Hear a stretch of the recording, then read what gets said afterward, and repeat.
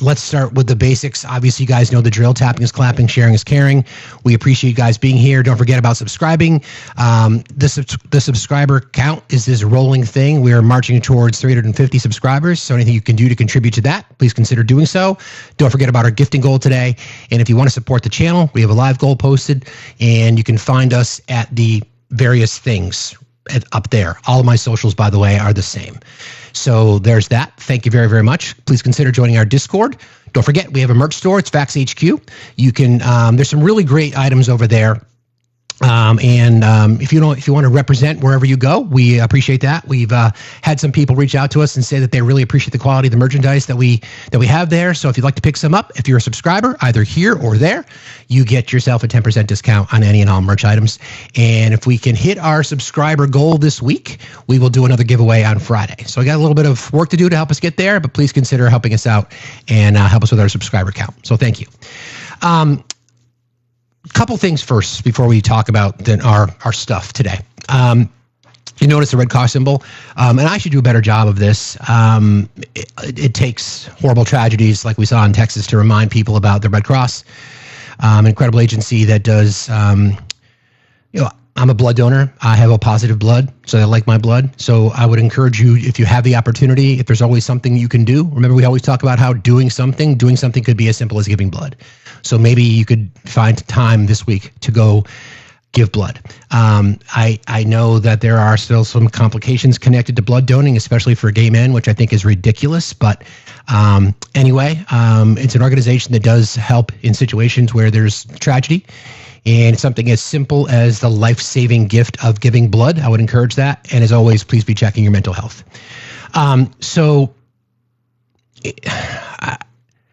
As a parent, well, first of all, as a kid who spent his summers at a wilderness camp, it was always an amazing thing for me. And many times, in many situations, it's a, how do I put this? It's a first time the kids get to leave the home, right? First time again, I understand the donations, but the blood arterius, we're not talking about cash donations. We're talking about giving blood. Thank you. Kind of proving my point today. Anyway, it's the first chance the kids get to leave home. Their first taste of independence, right? I put my daughter, she goes to camp every single summer. In fact, this summer is a big transition for us because the camp that she's been going to is a camp for kids who have or have been diagnosed with a terminal condition. And this is the last summer that she can go. She ages out. So I'm thinking about those families at Camp Mystic in Texas. So as we know, it looks like the death toll is up to 82. 27 campers and counselors confirmed to be deceased, with more, I'm sure more to come. It's a horrible situation. It is, and we'll get into some of the details about it. But I want to bring this up because I did a video over the weekend, and there was a comment, and then my response video absolutely blew up, and it's still blowing up. Because someone who is clearly on the left, I don't know this person. They follow me. I do not know who they are, but they said, and I quote, "Texas got what they deserved." And I understand the bigger picture on that statement. You know, elections have consequences. Oftentimes, your vote on election day, you don't look to the future to see what impacts those kinds of things have. But to say that Texas deserved what they got, how does that make us, people on the left, any different from people on the right? We don't know what happened there. We don't know if those people were all residents of Texas. We don't know if they were vacationers. Kids don't vote. So I understand. I know it's a really, complicated situation. Complicated. I just see people on the left in a strange way celebrating suffering. Thank you, Swish Raiders. I appreciate you guys.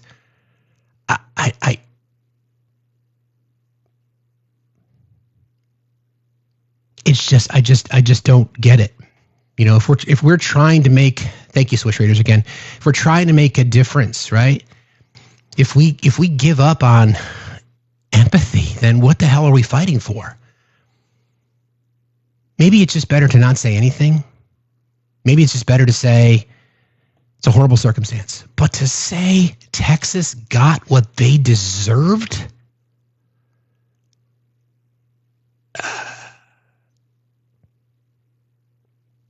So please, friends,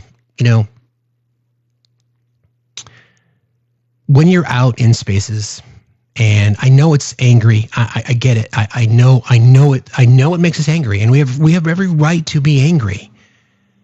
But again, your vote has consequences. What you believe can have consequences, and we can talk about that in earnest.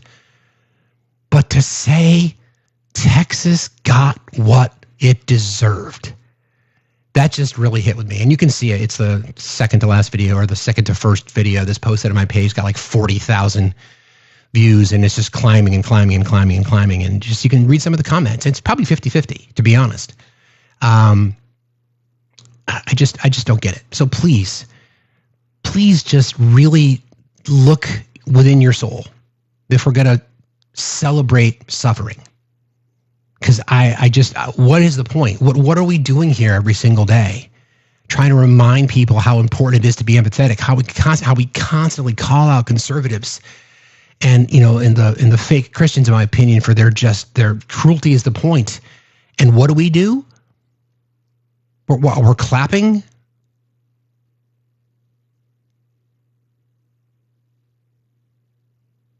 Yeah, you're right, Toodle. It's not what they deserve. Sadly, unfortunately, elections have consequences, right?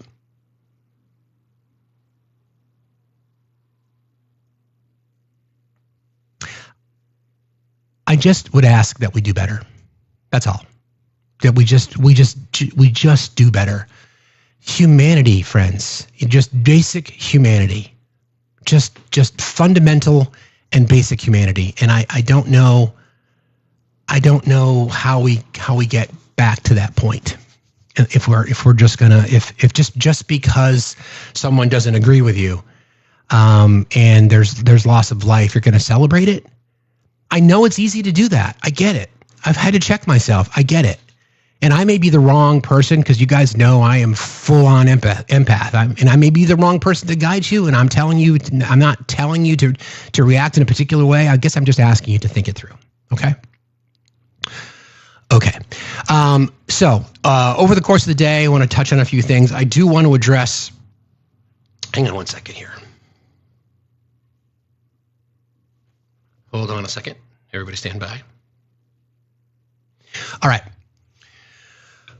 I do want to get into the specifics, because there's been a lot of claims that have been connected to this, and a lot of attempts to blame, the administration not taking accountability for what happened here.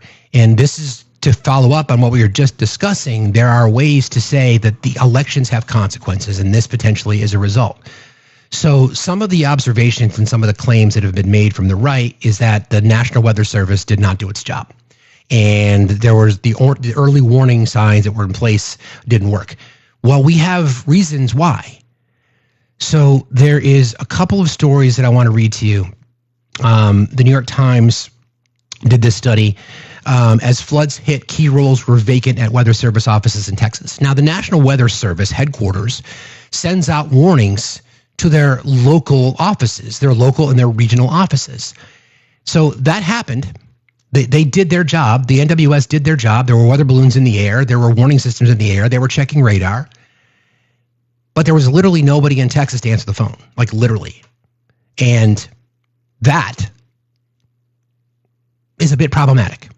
Some experts say staff shortages may have complicated forecasters' ability to coordinate responses with local emergency management officials. Crucial positions at the local offices of the National Weather Service were unfilled as severe rainfall inundated parts of central Texas on Friday morning, prompting some experts to question whether staffing shortages made it harder for the forecasting agency to coordinate with local emergency managers as floodwaters rose. Texas officials appeared to blame the Weather Service for issuing forecasts on Wednesday that underestimated how much rain was coming, but former Weather Service officials said the forecasts were as good as could be expected given the enormous levels of rainfall and the storm's unusually abrupt escalation.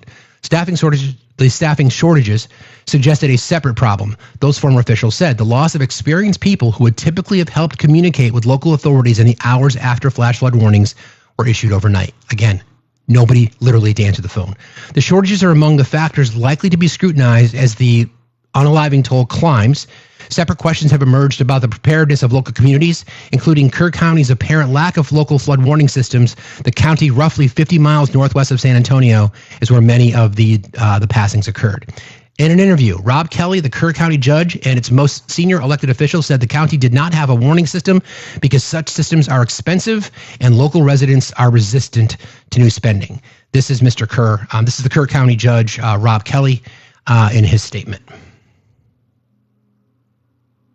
Why weren't these camps evacuated yesterday? Texas Department of Emergency Management put out an all-call and said there's going to be a problem. We knew there was going to be a problem. Why weren't these camps evacuated? I can't answer that. I don't know. Well, you're the judge. I mean, you're the top official here in this county. Why can't you answer that? There are kids missing. These camps were in harm's way. We knew this flood was coming. We didn't know this flood was coming. Rest assured, no one knew this kind of flood was coming. We have floods all the time. This is the most dangerous river valley in the United States. Okay. I agree. And we deal with floods on a regular basis. When it rains, we get water. We had no reason to believe that this was going to be anything like what's happened here. None whatsoever. Okay, it's an interesting statement. He also said taxpayers won't pay for early warning systems, and asked if people might reconsider in light of the catastrophe. He said, I don't know. The National Weather Service San Angelo office, which is responsible for some of the areas hit hardest by Friday's flooding, was missing a senior hydrologist, staff forecaster, and meteorologist in charge, according to Tom Fahey, the legislative director of the NWS Employees Organization, the union that represents Weather Service workers. The Weather Service's nearby San Antonio office, which covers other areas hit by floods, also had significant vacancies, including a warning coordination meteorologist. That person's job is to take information from the National Weather Service and then share it with local officials. And that position was vacant. Staff members in those positions are meant to work with local emergency managers to plan for floods, including when and how to warn local residents and help them evacuate. That office warning coordination meteorologist left on April 30th after taking the early retirement package the Trump administration used to reduce the number of federal employees, according to a person with knowledge of his departure. Some of the openings predated the Trump administration, but at both offices, the vacancy rate is roughly double today what it was when Mr. Trump returned to the White House in January, according to Mr. Fahey. John Sokik, who until January was Director of Congressional Affairs for the National Weather Service, said those unfilled positions make it harder to coordinate with local officials because each Weather Service office works as a team. Reduced staffing puts that in jeopardy, he said. A spokeswoman for the National Weather Service, Erica Grote, did not answer questions from the New York Times about the Texas vacancies, including how long those positions had been open and whether those vacancies had contributed to the damage caused by flooding. The National Weather Service is heartbroken by the tragic loss of life, she said in a statement. Our mission is to serve the American public through our forecasts and decision-making services. A White House spokeswoman directed a question for comment to the Commerce Department, which includes the National Weather Service. A Commerce spokesman said there have been no funding cuts to the Weather Service and added the timely and accurate forecasts and alerts to Texas this weekend prove that NWS remains fully capable of carrying out its critical mission. Okay. Grok got involved in this. So I don't know if you are aware of this, but Elon Musk's AI robot Grok blames its own creator for the Texas flooding deaths. Elon Musk's AI tool Grok, which was built to reduce the spread of misinformation on the social media platform formerly known as Twitter, is pointing the finger squarely at its own creator and the administration he once worked for, the loss of life during this week's terrible flooding in Texas. Quote, Trump's NOAA cuts pushed by Musk's Doge slashed funding 30% and cut staff by 18%, underestimating rainfall by 50% and delaying alerts. The AI robot replied to a user asking who was responsible for the fate of the 27, at the time, young girls who are still missing in floodwaters at Camp Mystic. Quote, this contributed to the flooding's unaliving 27, including 20 Camp Mystic girls. Facts over feelings, Grok continued. So, causation correlation? obvious. We know that the staff is down 50% since when Trump took I'm sorry, 18% since Trump took office, and we know the positions that are normally filled were left vacant. We know that they've gone after FEMA. We know that they continue to go after NOAA, and those cuts are just going to get deeper and deeper and deeper and deeper and deeper. So the question is, will the administration take any accountability whatsoever for this? And I believe the answer is no. I believe the answer is no. We already know that what the administration, in particular the president, has said about disasters in blue states threatening to hold funding for California from wildfires, et cetera, et cetera, et cetera, et cetera, et cetera. And now here we are in Texas, right? Is he going to ask how the county voted? Is he going to ask how, anybody in the county ever said anything negative about the administration? Remember all the heat the Biden administration took during disasters in the Southeast, in North Carolina in particular, right? All that.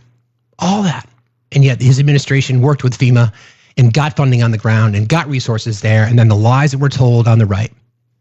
And the lies that were told on the right on the daily. So let's see how they respond now that they've gone after FEMA and NOAA and the NWS. Now, a tragedy like this is a direct result of climate change. The question is, how many lives could have been saved if the early warning systems had remained in place? Now, we do know that there are going to be more cuts to weather balloons, and I've got some sound I want to play on that because so we're now talking about the future, right? I want to play this for you because I think it's relevant. There's a forecaster, a legend in the industry. His name is John Morales. He works out of the Florida office. I've got to find that. And he's one of the weather prognosticators that people sort of look to.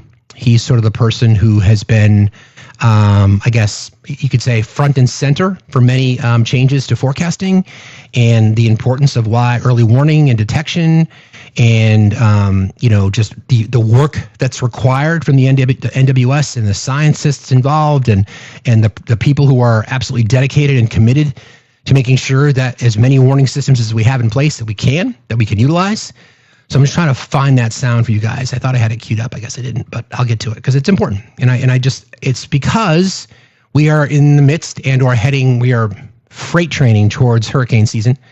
And the concern that many people have is that this is going to happen again. So I'm going to play some sound from John Morales. He does a recap here to start, and then he'll get into what he just talked about recently.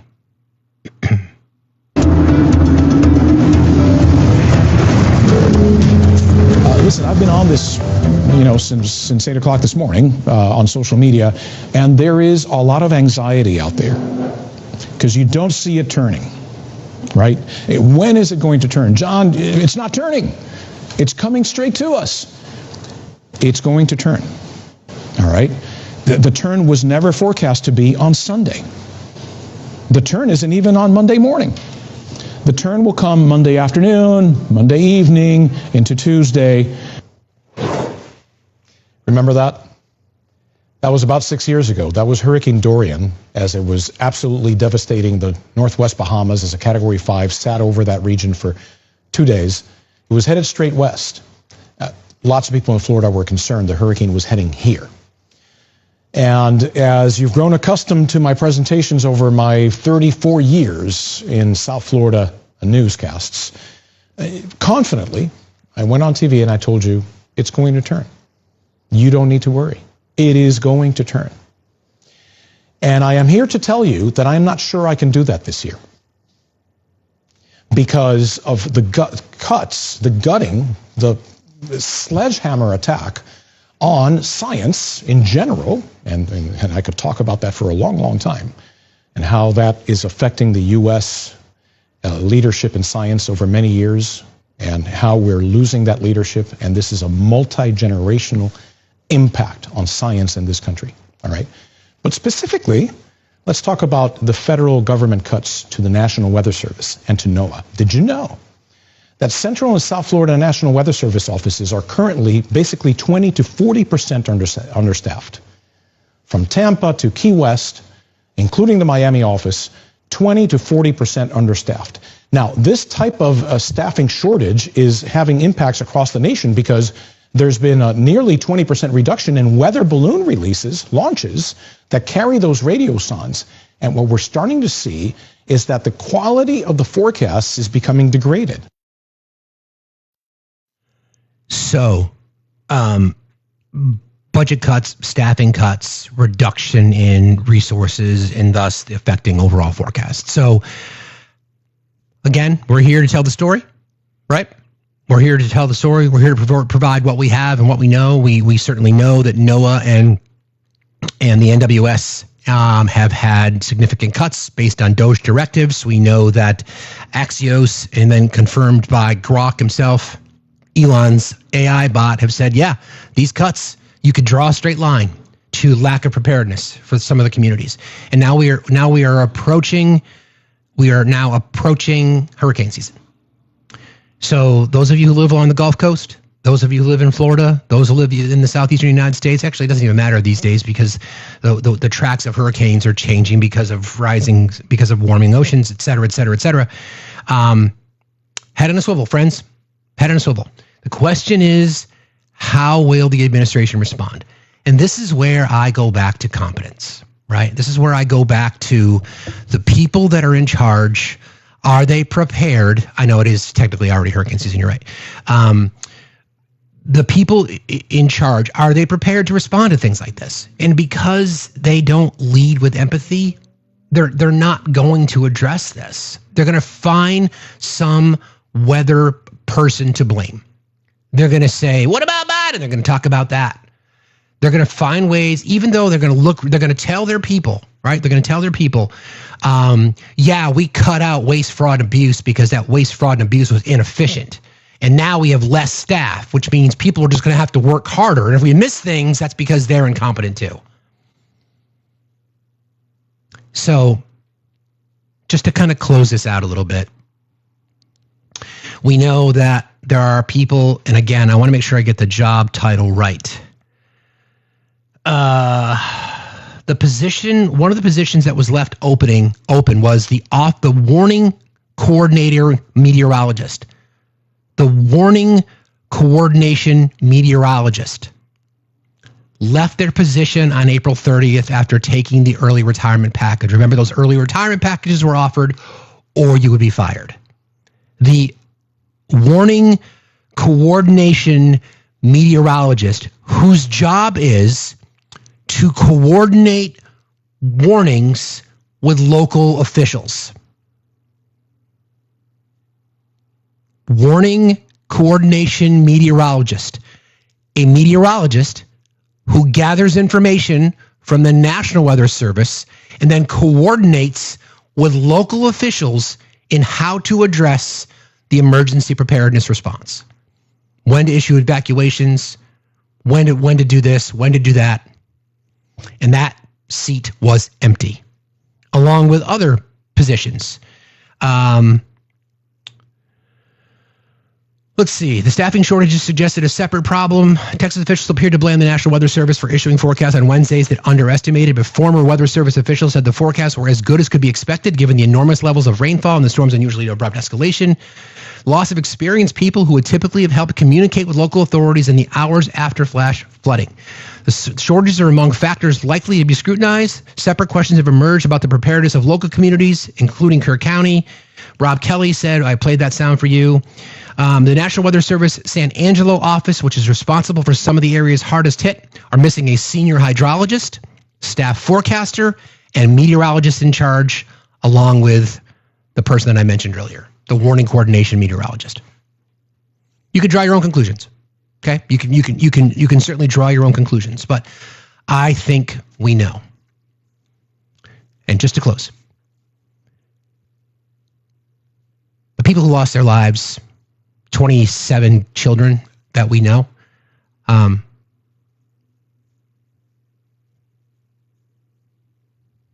didn't ask for this.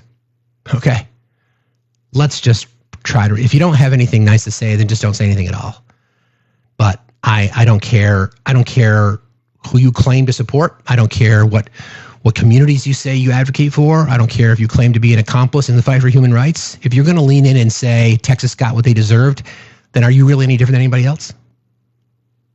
Your votes have consequences.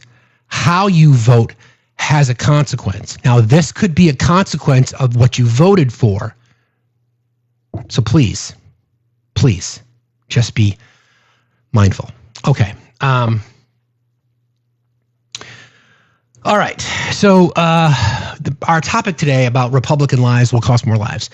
So we're still feeling the dust has not yet settled, obviously, and it shouldn't on the one big ugly bill that was passed last week. And I'm gonna do a bit of a breakdown for you today, because there's been 2 times, well, now 3 times in modern history where a massive piece of job creation and deficit reduction legislation has been passed along partisan lines, meaning only the party in charge voted for it. The TCJA in 2017 had only Republican votes. Now we had the one big beautiful bill only had Republican votes. In fact, it even had some Republican defectors, but it only had Republican votes for. And then Bill Clinton's Deficit Reduction Act of 1993 only had Democratic votes. A four vote win in the House, and then Al Gore had to break the tie in the Senate for that to pass. So that was along partisan lines. So we're going to do a breakdown, because one of the big lies that Republicans and conservatives have been telling all of us for years is that Republicans are better economically, are more fiscally responsible, are job creators, blah, blah, blah, blah, blah. I got the data. Now, we know that they don't care about numbers, but you guys are the smartest chat on TikTok, as you know. So please take this information, how you want to process it. I'm only going to report out that's what the data tells us. I've got some sound I want to play to sort of support it, but I also did a bit of a breakdown on, what, since the right's been talking about this for years, what if there were 2 nations? We joke about the country of Cantifa, right? But what if there were 2 nations? What if there were, so I used the 2020 election as a reminder, because we don't have results of the 2024 yet, the legacy, but we had 4 years of Trump, we had 4 years of Biden.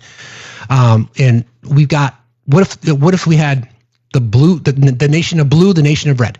We're going to do a comparison to see how those countries would look. We'll do that breakdown as well. All right.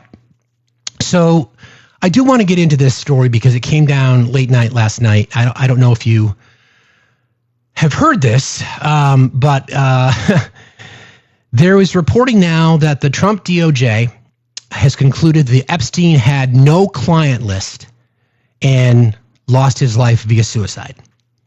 So that story came out 12 hours ago.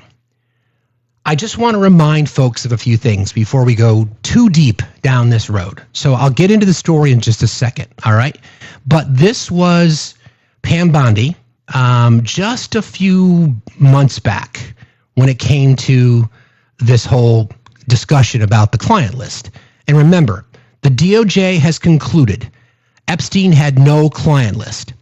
President Trump's Justice Department have concluded they have no evidence that convicted Schmeck's offender and disgraced financier Jeffrey Epstein blackmailed powerful figures, kept a client list, or was unalived, according to a memo detailing the findings obtained by Axios. The administration is releasing a video in both raw and enhanced versions that it says indicates no one entered the area of the Manhattan prison where Epstein was held on the night he died in 2019. The video supports a medical examiner's findings that Epstein lost his life via suicide. Self-unaliving, F1 in the chat, the 2-page memo claims.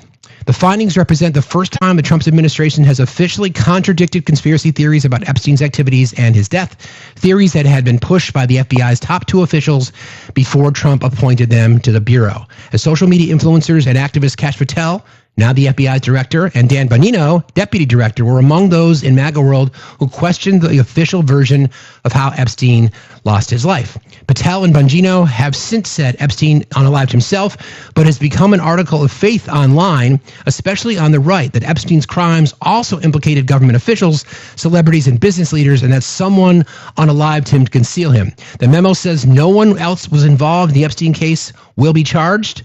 Epstein associate Ghislaine Maxwell is serving a 20-year prison sentence for child Schmeck's trafficking and related offenses. So there's that. So the administration is saying there's no Epstein list. All right? The internet's forever. Pam Bondi back in February said this. I saw your appearance at CPAC with Ben and with Ted Cruz. And one of the things that you alluded to, and this is something Donald Trump has talked about, the DOJ may be releasing the list of Jeffrey Epstein's clients. Will that really happen? It's sitting on my desk right now to review. That's been a directive by President Trump. I'm reviewing that. I'm sorry, what was that? My desk right now to review. What was that? Hold on a second. It's sitting on my desk right now to Will that really happen? It's sitting on my desk right now to review. That's been a directive by President Trump. I'm reviewing that. I'm reviewing JFK files, MLK files. That's all in the process of being reviewed because that was done at the directive of the president from all of these agencies. So have you seen anything that you said, oh my gosh? Not yet. Okay. Well, we'll check back with you. Madam Attorney General, okay, Pam, just real quick. That really happen? It's sitting on my desk right now to review. Okay, so the question is, friends, is she lying now or was she lying then? So when you say that you have the Epstein files, the Epstein list on your desk and you're reviewing it now,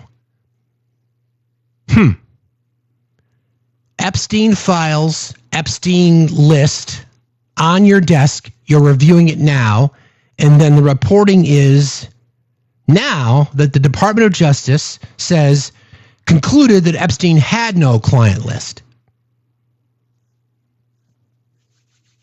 It's interesting.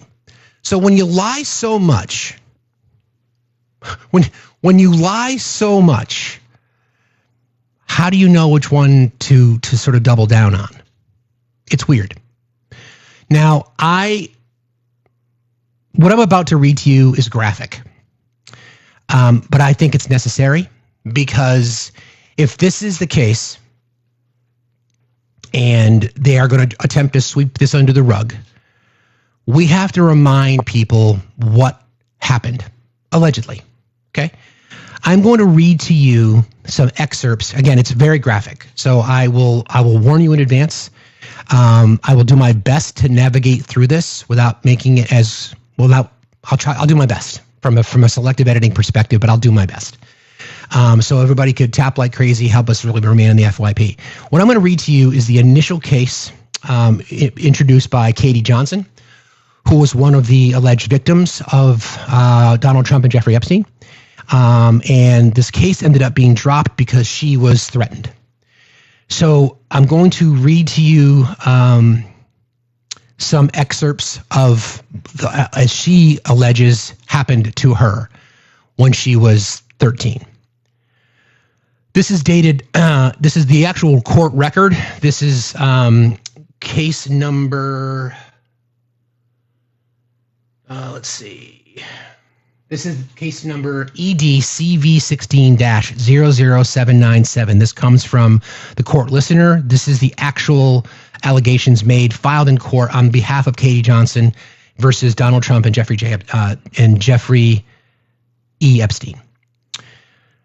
The plaintiff, Katie Johnson, alleges that she was enticed by promises of money and a modeling career to attend a series of underage schmex parties held at the New York City residence of defendant Jeffrey E. Epstein and attended by defendant Donald J. Trump. Again, this is graphic, friends. I'm going to do my best, but it's important that we continue to talk about these kinds of things because this is part of what this full-on cover-up is, because we know full well the statement that came out from the DOJ last night is a cover-up because they know that Trump is on the list because we saw him on the flight logs. They know it. We know it. I'm going to make sure you share this. Okay. The plaintiff, Katie Johnson, alleges that she was subject to extreme sexual and physical abuse by the defendant Donald J. Trump and Jeffrey Epstein, including forcible rape during a 4-month time span covering the months of June through September 1994, when plaintiff Johnson was still only a minor at the age of 13. The plaintiff, Katie Johnson, alleges she was enticed by promises of money and a modeling career to attend a series of underage schmex parties held at the New York City residence of defendant Jeffrey E. Epstein and attended by defendant Donald J. Trump. On the first occasion, involving the defendant Donald J. Trump, the plaintiff, Katie Johnson, was forced to manually stimulate Mr. Trump with the use of her hand upon defendant Trump's erect member until he reached climax. On the second occasion, involving the defendant Donald J. Trump, the plaintiff, Katie Johnson, was forced to orally copulate defendant Trump by placing her orifice upon defendant's orifice until he reached climax. On the third occasion involving defendant Trump, the plaintiff Katie Johnson was forced to engage in an unnatural same-sex act with her fellow minor and Schmeck's slave, Maria Doe, age 12, for the enjoyment of defendant Trump. After this act, both minors were forced to orally copulate by placing their mouths simultaneously on said member until he reached climax. After finishing, defendant Trump physically pushed both minors away while angrily berating them for poor quality of their performance. On the fourth and final encounter with the defendant, Mr. Trump, the plaintiff, Katie Johnson, was on the fourth and final encounter with defendant Trump, the plaintiff, Katie Johnson, was tied to a bed by defendant Trump, who then proceeded to forcibly grape her. During the course of this savage attack, plaintiff Johnson loudly pleaded with the defendant to please wear a condom. Defendant Trump responded by violently striking plaintiff Johnson in the face with his open hand and screaming that, quote, he would do whatever he wanted as he refused to wear protection. After achieving climax, the defendant Trump put his suit back on, and when the plaintiff, Katie Johnson, in tears asked the defendant what would happen if he had impregnated her, defendant Trump grabbed his wallet and threw some money her way and screamed that she should use the money to get a fucking abortion. On the first occasion involving the defendant, Jeffrey then gets into Jeffrey Epstein, and then there were threats made about reporting her and her family.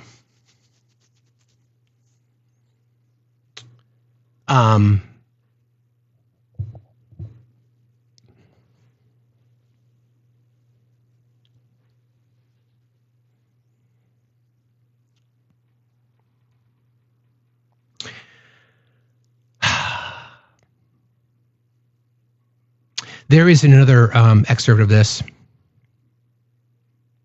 The plaintiff, Katie Johnson, was fully warned on more than one occasion by both defendants, Donald Trump and Jeffrey Epstein, that were she ever to reveal any of the details of the schmexual and physical abuse that she had suffered as a Schmeck's slave for defendant Trump and defendant Epstein, the plaintiff Johnson and her family would be in mortal danger. Plaintiff Johnson was warned that this would mean certain unaliving for herself and plaintiff Johnson's family unless she remained silent forever on the exact details of the depraved and perverted schmexual and physical abuse she had been forced to endure from the defendants. So I chose to read that today because the Department of Justice, all during the Biden administration, well, I should say Trump supporters and acolytes, all during the Biden administration, were clamoring for the Epstein list to be released. They come into power. They get access to the Epstein list. They realize that, oh shit, we can't let this go public at all. Although their voters wouldn't care anyway. I don't see why. We can't let this go public. So what do? They just entirely change their story and say there's no such thing as an Epstein client list. So that's why I read to you that graphic depiction of grape of a 13 and 12-year-old girl.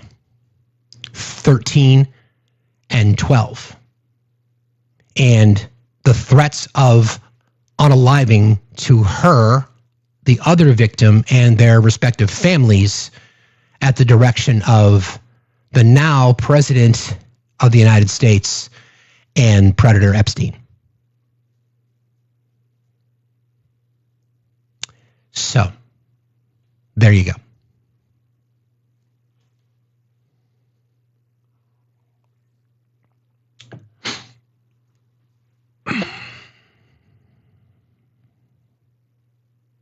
It just needs to kind of sink in a bit, right? Just needs to sink in a little bit, because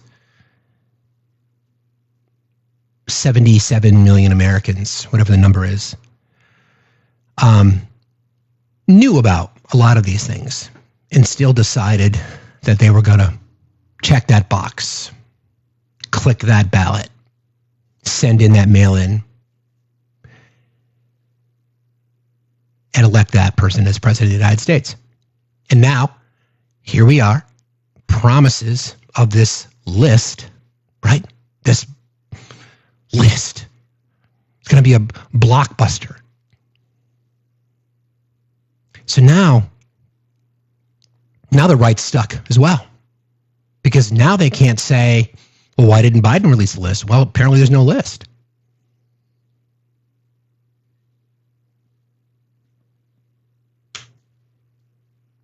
I don't know. Again, I apologize for reading that. Like I said, I did my best to try to navigate through because it was much worse than I did my best. But yeah. Hope you're all doing okay. Okay, of course there's a list. All right, so let's talk a little bit about why I believe the Republican lies will continue to cost more lives. So I've seen, and can I just give some advice to folks on the left who are content creators? If you're not sure about something, don't say it. I see it all the time. The right does that shit all the time. They just make shit up. They'll just come up with all kinds of, yeah, there's 900 billion people on planet Earth. They just make shit up. Don't fall victim to it. If you're, I don't come up here and claim to be an expert in anything. I'm just well read, and I don't share things unless I can back it up. Otherwise, I'll say this is my opinion. It's what I think about this. This is my opinion. I'm not going to say it as a fact. If I'm going to state something as a fact, I'm going to go to a primary source. I'm going to do my research. I rely on my team. They rely on me. We have a great relationship. I trust them to keep me accountable. They trust me to keep them accountable. That's how we work. That's why we spend time doing this, right? That's why we do it. So if you're in a position and you don't have the numbers, then don't share it. You know, I was scrolling over the weekend and people were just talking about, I think 35 million people are going to lose their Medicaid. There's nowhere have I seen that. I've said before, if one person has their health insurance legislated away, that's too many. But just be careful, please. Can we just stop? If you don't know something, just because you want to share it, and I know you want to jump in and be the first one, like I said, I would rather be last and right than first and wrong. So just take a deep breath, take a step back a second, okay? All right. So the number that I feel like we can safely count on is between 13 and 14 million Americans. So 13.7 million Americans. And that's a combination of things. Work requirements, administrative bullshit, all kinds of stuff. I want to remind folks of a few things. Okay, first of all, there's always been an application process. There's always been an approval process for getting access to Medicaid to begin with. The General Accounting Office, the GAO, right, the Governmental Accounting Office, has audited all government agencies. And they've reported that Medicare, that system has one of the lowest rates of fraud of all government agencies. One of the biggest on this, again, I hate the term entitlement, but one of the biggest agencies require some of the biggest amounts of money being allocated to it, and yet have some of the lower instances of fraud. And they say primarily, the fraud doesn't exist on the recipient side. It's more administrative, thus not intentional, less than 5%. Meanwhile, you've got the Department of Defense, Department of Homeland Security, who run in the 15 to 20% fraud rates. They're unable to pass audits. They get a raise, and Medicaid benefits get cut. So it's never been about waste, fraud, and abuse. Never.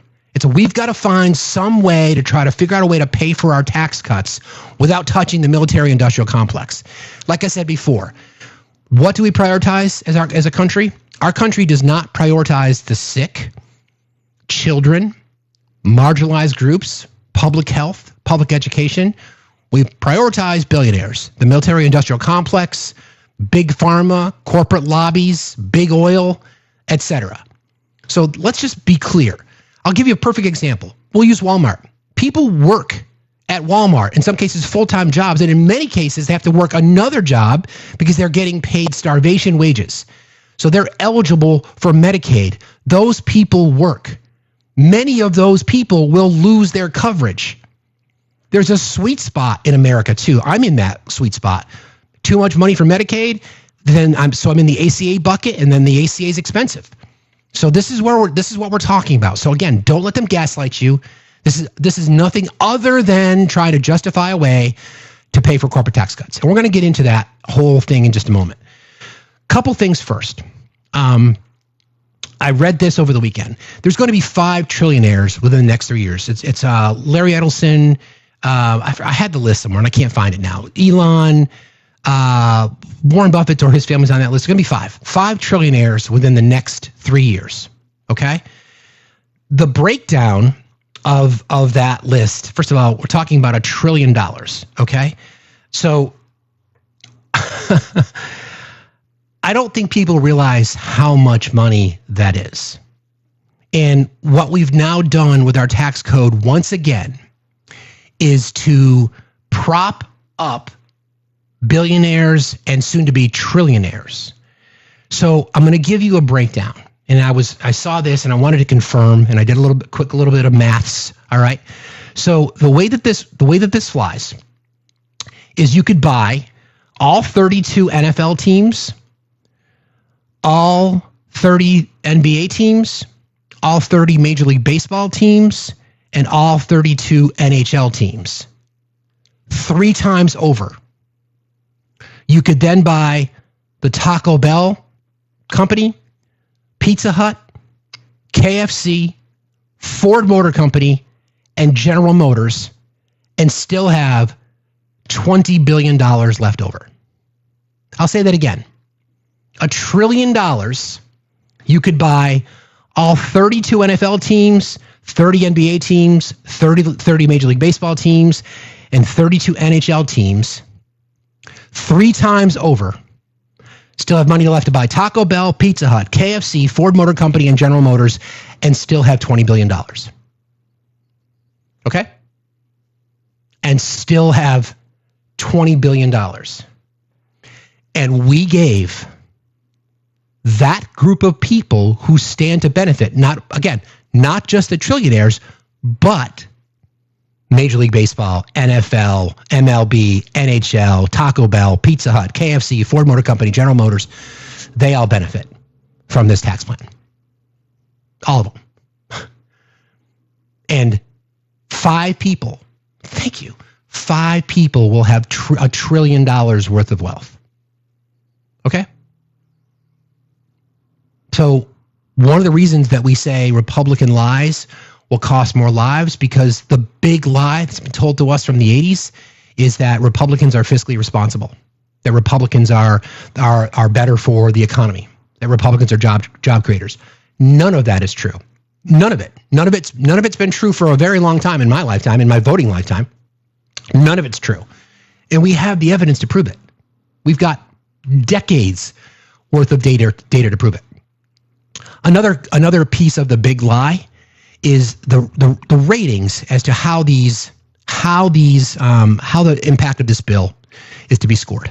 Okay, so the CBO, which is the Congressional Budget Office, also reported on by the Committee for a Responsible Federal Budget, they guesstimate that the new OBBA, the one big ugly fucking bill, will add $3.9 trillion to our debt.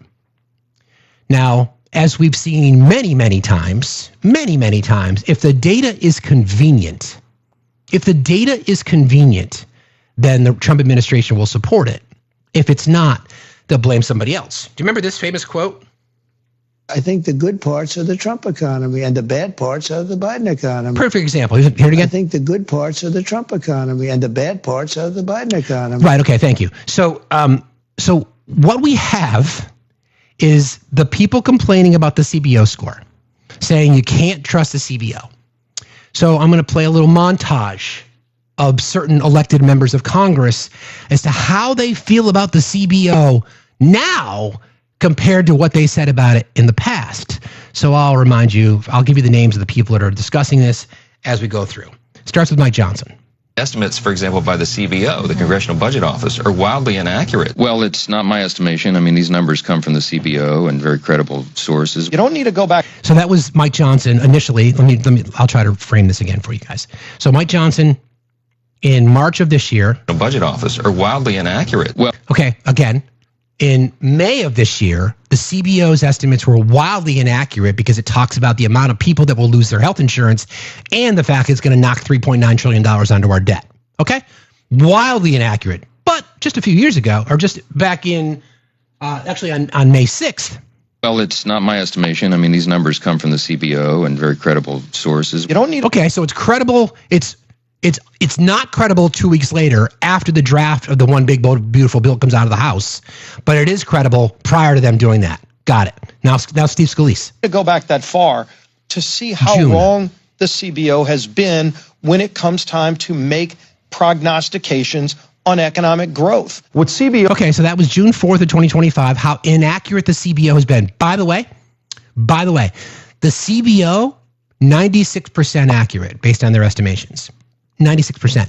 Now, the right's going to say, well, it's a left wing. No, it's not. It's just data. And then this was Steve Scalise from March 18th, 2017, again, discrediting the CBO score when it's convenient because we know that they're busted. This was in June. And then this is March 18th, 2017, as they're working on getting the TCJA passed.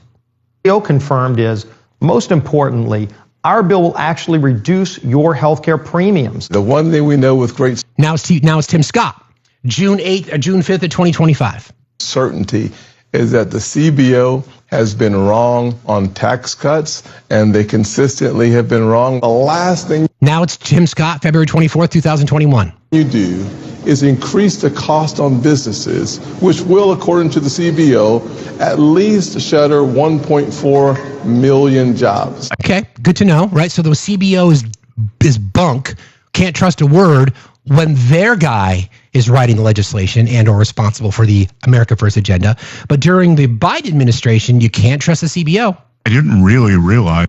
Said Scott Bessent. Now, this is Scott Bessent from April 4th of this year. Is that kind of CBO scoring is a lot like Enron accounting, that it's not real. We've got so can't trust the CBO scoring. This is from April 4th of 2025. Now we have Scott Bessent on Newsmax on June 3rd. Tariff income coming in, that over the CBO scoring window of 10 years could be between $2 and $2.5 trillion.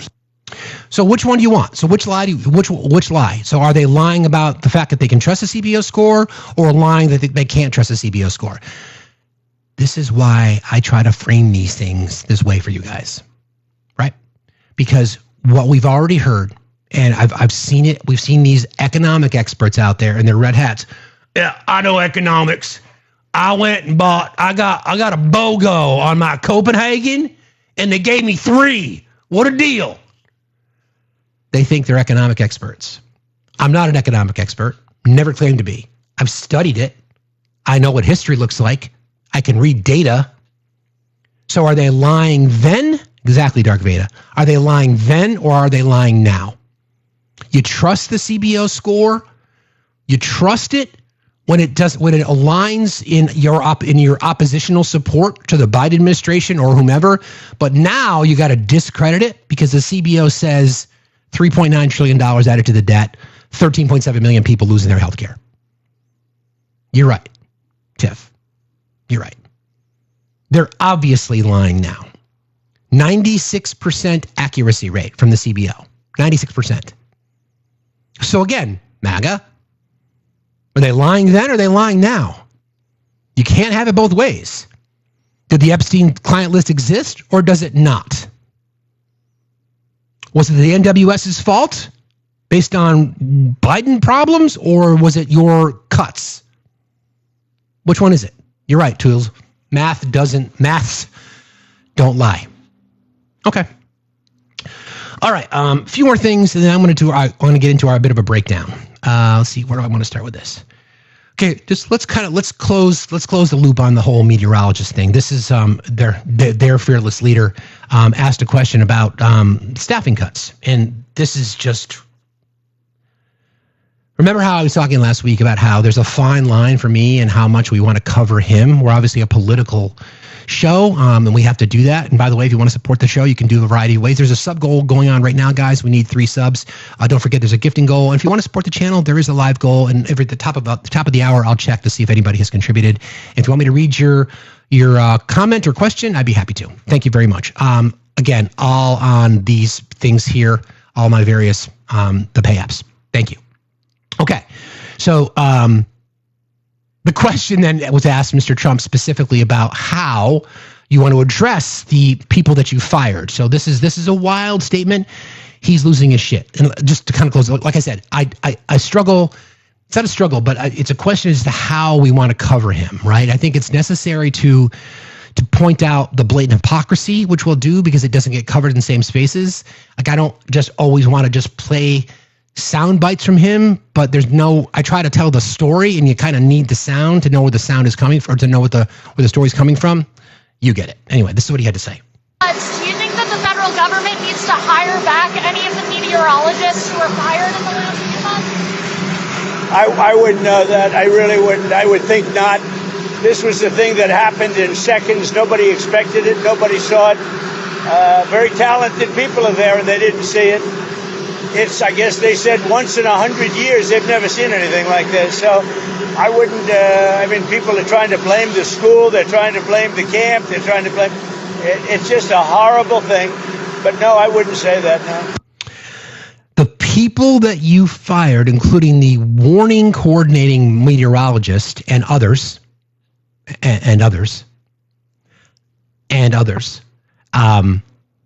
they took the early retirement, or you were going to fire them. The people whose job it would have been, again, not going to say any lives would have been saved. I'm not making that claim. I'm not going to come up here and say that if this person was in place, then all the lives lost would have been saved. I don't think there's anybody. I think it would be ridiculous for us to make that statement.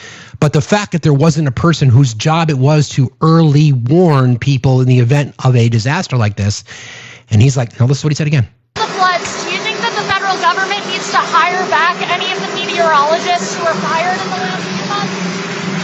I wouldn't know that. I really wouldn't. I would think not. This was the thing that happened in seconds. Nobody expected it. Nobody. I wouldn't know that. I don't know. I wouldn't know that. I would think not. We'd not hire those people back. Okay. So when we're going to watch this, we're going to track this to see how FEMA responds. We're going to see how, because we know the FEMA budget's been cut, FEMA budget cut so that they can use it for DHS and building concentration camps in Central Florida. Because yeah, that's what it is. We'll be tracking it. So yeah, there's that. Okay. I also I want to play this because this is there's been this rumor going around that he spread, and I've got some data to back it up in just a moment. He was quoted as saying that unless the one big ugly fucking piece of shit bill passed, then everyone's taxes would go up 68%.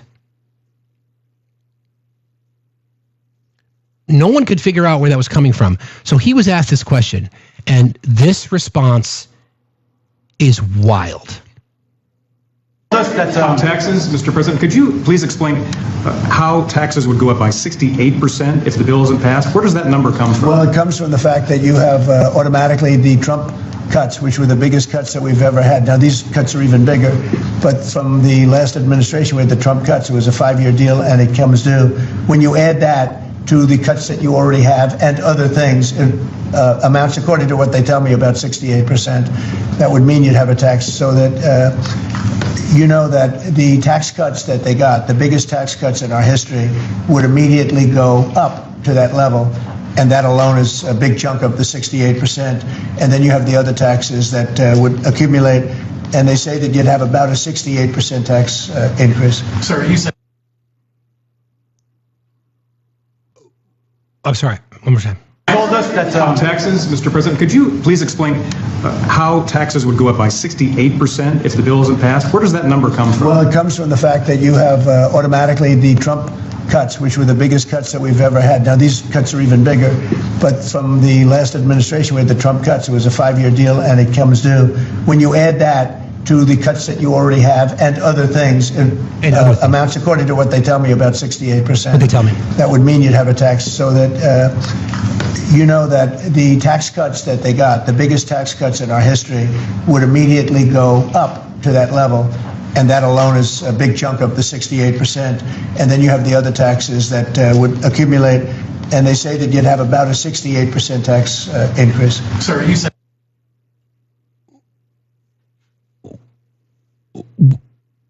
What? What?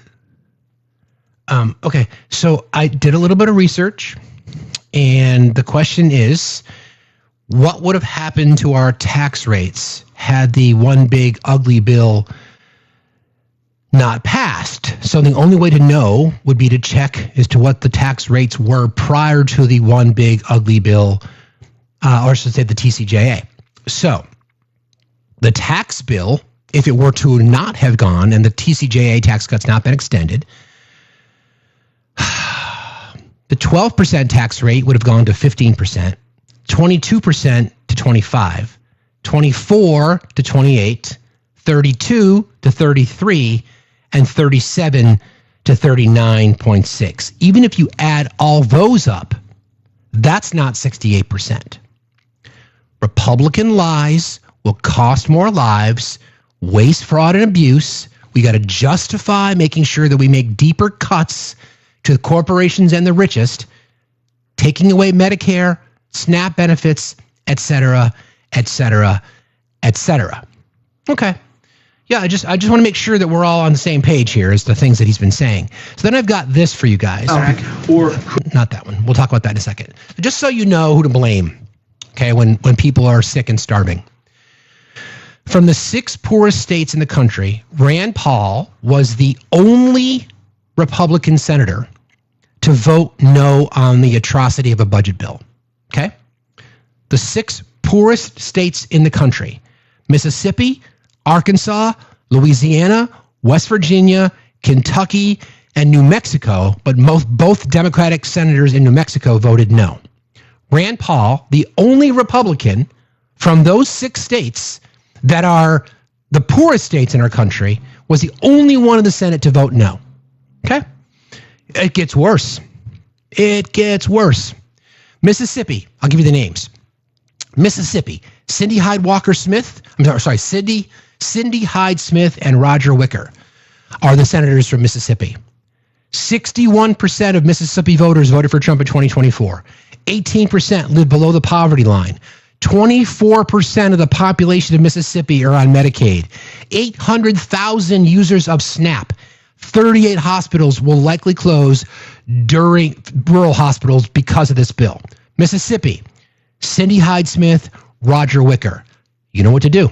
Louisiana, Bill Cassidy, John Kennedy, and Speaker of the House Mike Johnson. 60% of voters in 2024 voted for Trump. 19% live below the poverty line. 35% are on Medicaid. 800,000 use SNAP. 40 hospitals likely to close, mostly rural. What am I lying about, Kimberly? You don't like the truth? Okay. New Mexico, both Democratic senators voted no. 46% voted for Trump in 2024. 17.8% live below the poverty line. 33.5% are on Medicaid. 492,000 use SNAP. 15 hospitals likely to close due to the BBB. Okay? Both of those Democratic senators voted no. West Virginia, Shelley Moore Caputo and Jim Justice, who used to be the governor, replaced, what's his name? Who was it?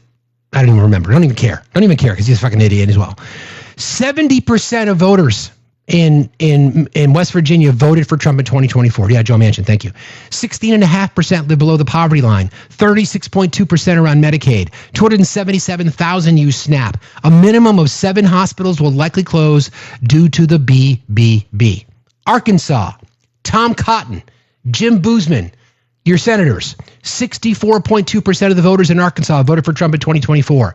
15.7% live under the poverty line. 27.4%. Oh, hold on. I got to do this. Hold on. Okay. 27.4% of the population of Arkansas use Medicaid. 240,000 plus use SNAP. Minimum of 10 rural hospitals expected to close due to the BBB. And Kentucky, Rand Paul, the only one to vote no, and the turtle, Mitch McConnell. 64.5% of the Kentucky voters voted for Trump in 2024. 16.4% live under the poverty line. 28% are on Medicaid. 595,000 use SNAP. 35 hospitals will likely close due to the BBB. You get what you vote for. Your vote has consequences. Every Republican with the exception of one in the House, Thomas Massey, I think, every single Republican senator with the exception of Rand Paul voted for this. The poorest states in America with millions of people that use Medicaid and SNAP voted for this. Okay. Everybody, please keep tapping. Let me just check real quick.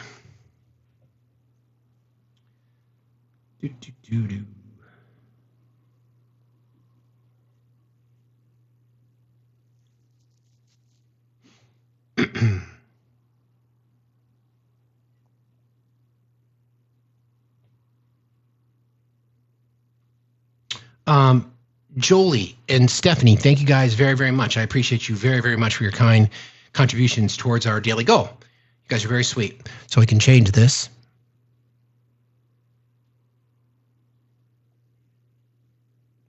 Thank you guys. Okay. A few more things I want to kind of talk about before we get into the breakdown that is 2 times in our history, well, now 3. Prior to the one big beautiful bill being passed, there's only 2 times where there was a complete partisan split regard to tax policy. It was Bill Clinton when he signed the Deficit Reduction Act in 1993. Under his administration, only votes from Democrats. Al Gore had to break the tie in the Senate, and then the TCJA in 2017, only Republicans voted for that. So we'll talk about that. Actually, I have one request from someone who wanted to jump in. Good morning. Good morning, Blissful. How are you today? Sorry. It's okay. No problem. Thanks for being here. Appreciate you. Thank you. You got it. Everybody keep tapping. All right. So there was this article I read. I saw it in the Boston Globe, and they were talking about 5 eras of American oppression.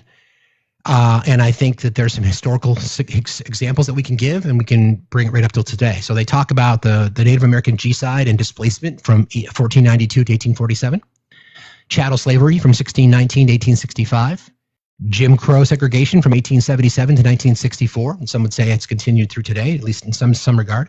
The war on drugs, mass incarceration from 1971 to the present, and then ICE occupation and mass deportation to 2025 to whenever.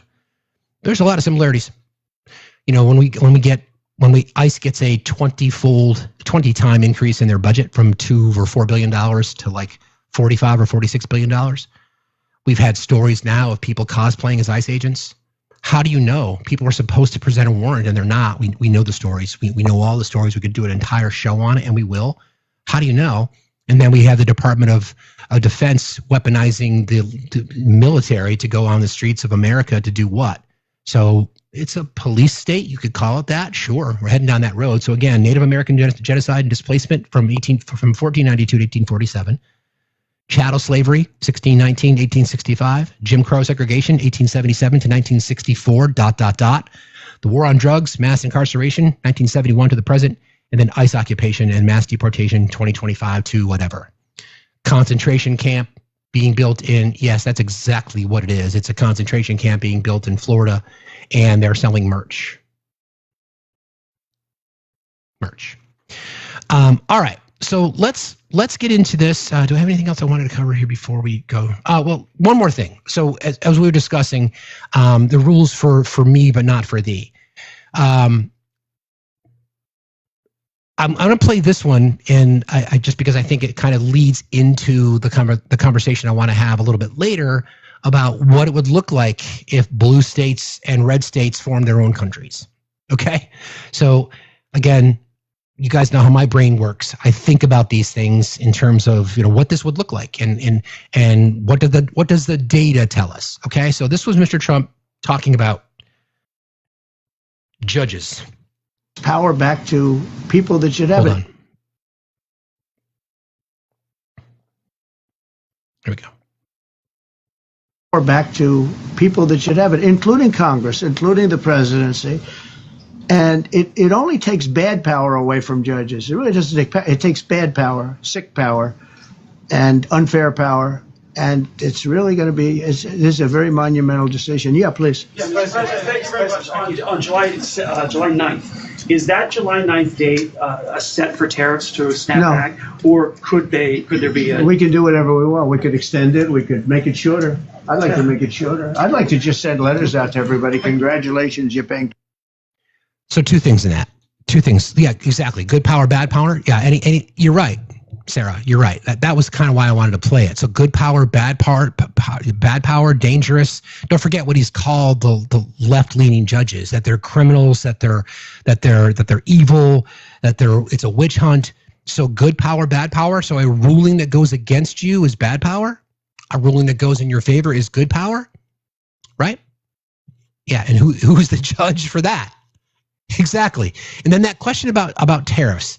Now, July 9th is this weird date that's coming down the pipe. So I think I saw that in the mod chat. You guys put that out for me, and I like. So this is interesting. So the question then that we ask in our chat, and we talk about this all the time.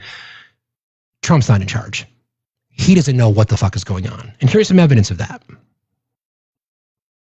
President, do the tariff rates change at all on July 9th, or do they change on August 1st? What are you talking about? Tariff rates, do they change on July 9th or August 1st? No, they're going to be tariffs. The tariffs are going to be the tariffs.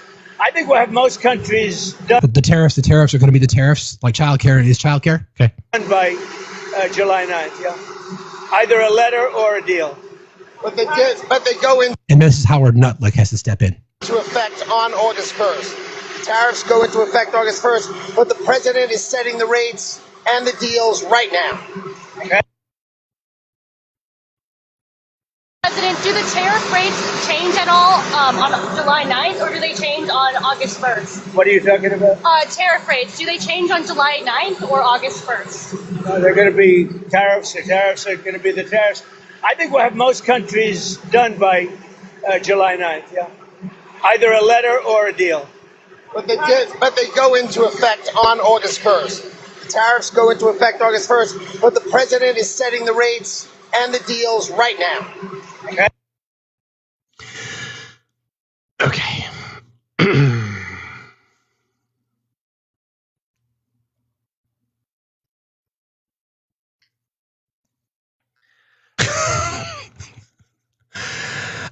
Okay. This was a posting. Funny, I just saw this too, you guys. This was a posting last night from the twice impeached, four-time indicted, sexually abusing, fraudulent convicted felon. I am pleased to announce that the United States tariff letters and or deals with various countries from around the world will be delivered starting at 12 p.m. Eastern Time today. Thank you for your attention to this matter. Donald J. Trump, President of the United States of America. Any country aligning themselves with the anti-American policies of BRICS will be charged an additional 10% tariff. There will be no exception to this policy. Thank you for your attention to this matter.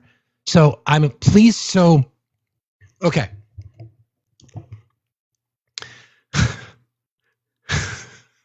The trade deal, okay, America first, making sure that we are, getting back our rights. Other countries have been ripping us off, blah, blah, blah, blah, blah. Our letters. I'm pleased to announce, I got to do this. I'm sorry. This is worthy. I am pleased to announce that the United States tariff letters, in all caps, and or deals with various countries from around the world will be delivered starting at noon Eastern Time, Monday, July 7th. Thank you for your attention to this matter. Donald J. Trump, President of the United States of America. Yeah. What the fuck? Are you triggered? You guys, look at I Alone. He is so desperate for attention. At I Alone. Can you guys send him a little bit of love? You guys know what to do. You guys know what to do. I Alone. I'm so sorry. I know. I'm handsome, I Alone. I understand why you would find me attractive. I know I'm handsome. I'm smart. I'm well read. I care about human rights. So maybe you need that balance in your life. I'm just saying. Any country aligning themselves with the anti-American policies of BRICS will be charged in addition. Okay, so he doesn't know what the fuck he's doing. Anyway, there's that. Okay, back to our plan of the day. I wanted to kind of do the breakdown. Thank you, Auntie. I appreciate you. Thank you so much. You guys are sweet. Appreciate you. All right. I was curious about the results of the two most recent legislative agendas, specifically as it relates to deficit reduction and the creation of jobs. So as I mentioned, there was only 2 times in modern history, well, now 3, prior to the one big beautiful bill being signed. We don't have enough data on that yet, so we can't use that as a comparison, but we can look at the TCJA from 2017 and the Deficit Reduction Act of 1993, and we can compare them to economic output. Okay? Before we get into that, I just want to remind folks of a few things. The historical highest marginal income tax rate, you can find this from the Tax Policy Center. It's just data. So this data is tracked starting from 1913. The top marginalized rate would just be the rate at which the top earners would pay, right? They don't, obviously with tax loopholes and tax cuts, they're not paying that rate, but it starts there. And then there's tax credits and everything else. You know the drill. 1913, the rate was 7%. And then we saw an uptick. We saw an uptick to 67% in 1917, 77% in 1918-19. And then we had a big drop because of the Depression. So throughout the 20s, the rate went down to 25%. Then we started to notice something. In the 40s and in the 50s, the tax rates went up pretty significantly. 1940 was 81%. 1950, it was 84%. All through the 50s, it was above 90%. In fact, it hit a high of 92% in 1953. 1964 was 77%. 1971, it was 70%. 1980, it was 70%. Early 1981, it was 69%. Then what happened in 1982, friends? Do you know what happened in 1982? 1982 was the first year of the Reagan tax policy. And Reaganomics kicked off with a 25-point reduction in the top marginalized tax rate, down to 50% in 1982. All through the 80s, 50%. 1987, it dropped to 38%. 1988, it dropped to 28%. Then we had 12 years of Reaganomics, massive tax cuts for the rich. Bill Clinton comes into office, okay? Comes into office and they sign into law the Deficit Reduction Act. And what it did is it raised the corporate tax rate from 28%, where it was in 1990, to 39.6%. And that rate lasted through his entire presidency. So then what happens again? We get Bush elected. And then the taxes go down again from 39% down to 35%. Okay. So that's the history. So let's go to the tape, Jim. So I asked the question, and I used ChatGPT to kind of fill in the blanks. And I've been using it a little bit more recently, only because the fact that I was curious about sourcing, and the reason I like some of it depends on what you're going to use it for. It cites the source, and you can go right to the source of the proclamation or the claim that it makes. So this is the question about fiscal impact, job creation, deficit reduction. So let's talk about Clinton's Deficit Reduction Act of 1993. It was enacted. The Deficit Reduction Act of 1983. We went through this exercise. It raised the top individual tax rate from 31%, as we just went through, to 39.6%. Increased corporate taxes, fuel taxes, and implemented $255 billion in spending cuts. That comes from the Washington Post, the Bureau of Labor Statistics, and the CBO. Reduced deficits significantly, with estimates ranging from $434 billion to $505 billion in savings over 5 years. By 1998 to 2001, produced a federal budget surplus, reducing the debt to GDP from 48% for 1993 to 34%, meaning the percentage of our debt as it relates to GDP. So cut it by 15 points. And paid off $453 billion in publicly held debt. Okay? Trump's TCJA.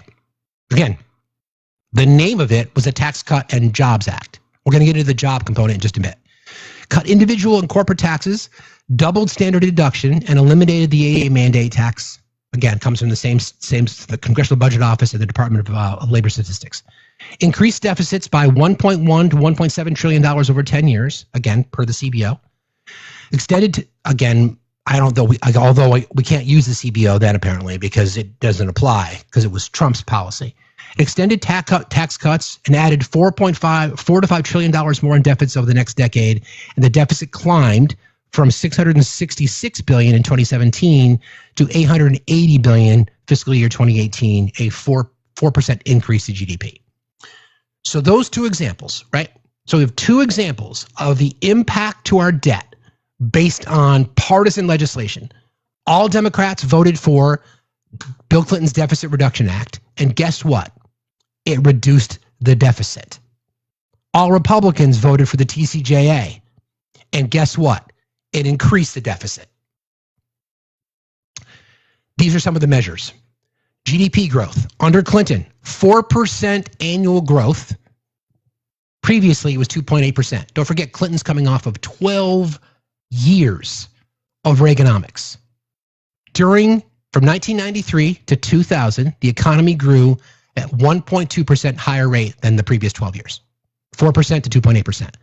Under the TCJA, from 2018 to 2019, we're excluding COVID. Obviously, we saw what was happening prior to COVID. I've said this before. COVID saved Trump's ass from a massive recession. Temporary boost, but less than 0.5 point in those 2 years. Jobs created. 22 million new jobs created. Still holds the record under Clinton. Lowest unemployment, longest expansion on record.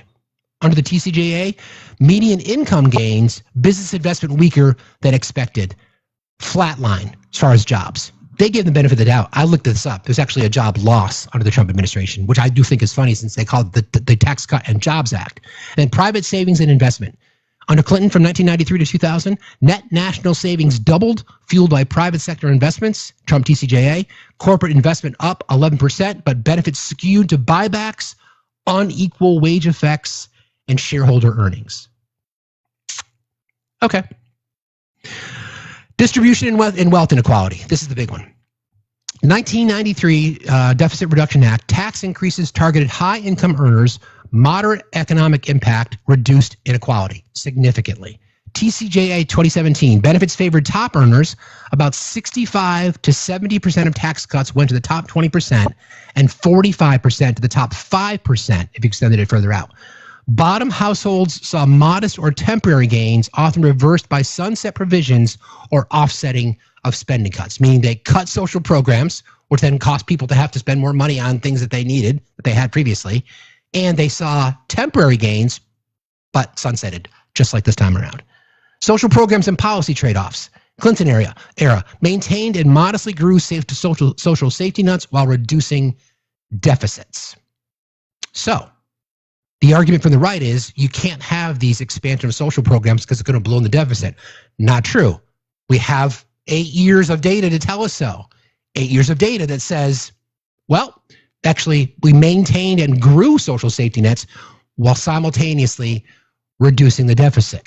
Under the TCJA era, revenue shortfalls contributed to proposed cuts in Medicaid, SNAP, and other social programs. Sound familiar? Sound familiar? Where are you going to get the money from? Oh, geez. Well, you know what? We did it before with Reagan. We did it before in the TCJA. It didn't work, but we'll just tell our base and they'll believe it because they believe anything. Okay. So here's the fiscal outcome. In 1993, under Clinton, the debt shrank and we had a budget surplus.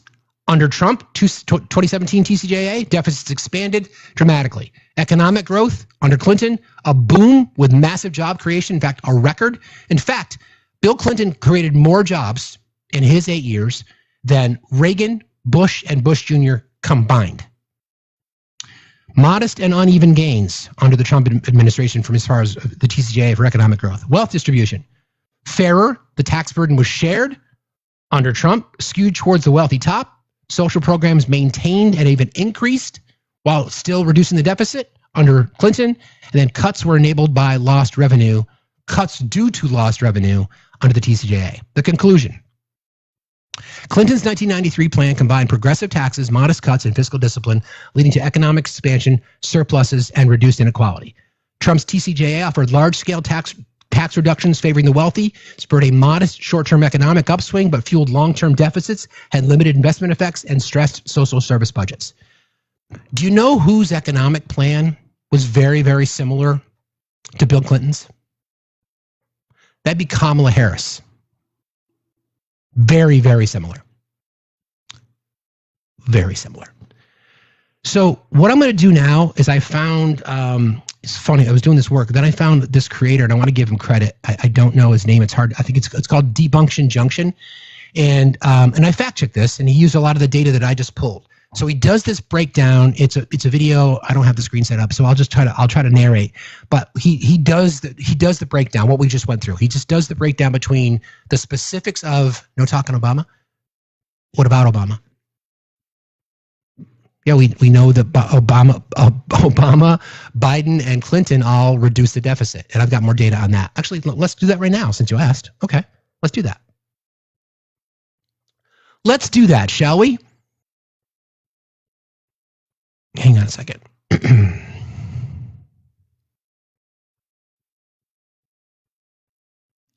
Comprehensive comparison. Democrats versus Republicans economic plan. Again, we pulled a lot of the data.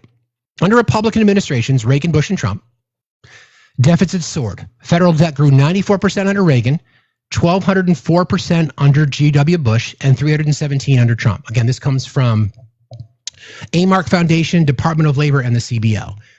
Per-term inflation-adjusted debt. Republican fiscal strategy. Large tax cuts often pair with increased military and entitlement spending, leading to ballooning deficits. Yup. Under Democratic administration, Clinton, Obama, and Biden. Clinton achieved budget surpluses from 1998 to 2001, reducing debt to GDP from 48% to 34%. Obama and Biden also cut deficits by 53% and 50% respectively in their first budgets. Democrats generally run smaller deficits measured as a percentage of GDP. So the entire argument that the right has is that Democrats spend like crazy. I've given you guys this analogy before, and I still think it applies, okay? I still think it applies. You have $100,000 to spend. What's the better investment? You got to spend it. Would you rather buy a new RV or fix up your house? The answer is fix up your house. Republicans want the new RV because the new RV in their mind is a symbol of success. Meanwhile, we're over here hanging new drywall, painting, mold mitigating. And that's what investing in your society does. That's why you get massive paybacks when you feed kids. That's why you get massive investments when you provide a social safety net, when you reduce student loan debt. We still live in capitalism, which means people need to have money. And to have money, they contribute to the economy. So again, Obama and Biden cut deficits by 53% and 50% respectively in their first budgets. All right.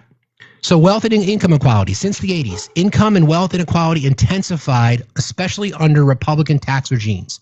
Under Republicans, bottom 20% income grew just 0.43% annually, while the top 20% grew 2% annually. Under Democrats, the bottom 20% rose 2.7% compared to 2.1% for the top.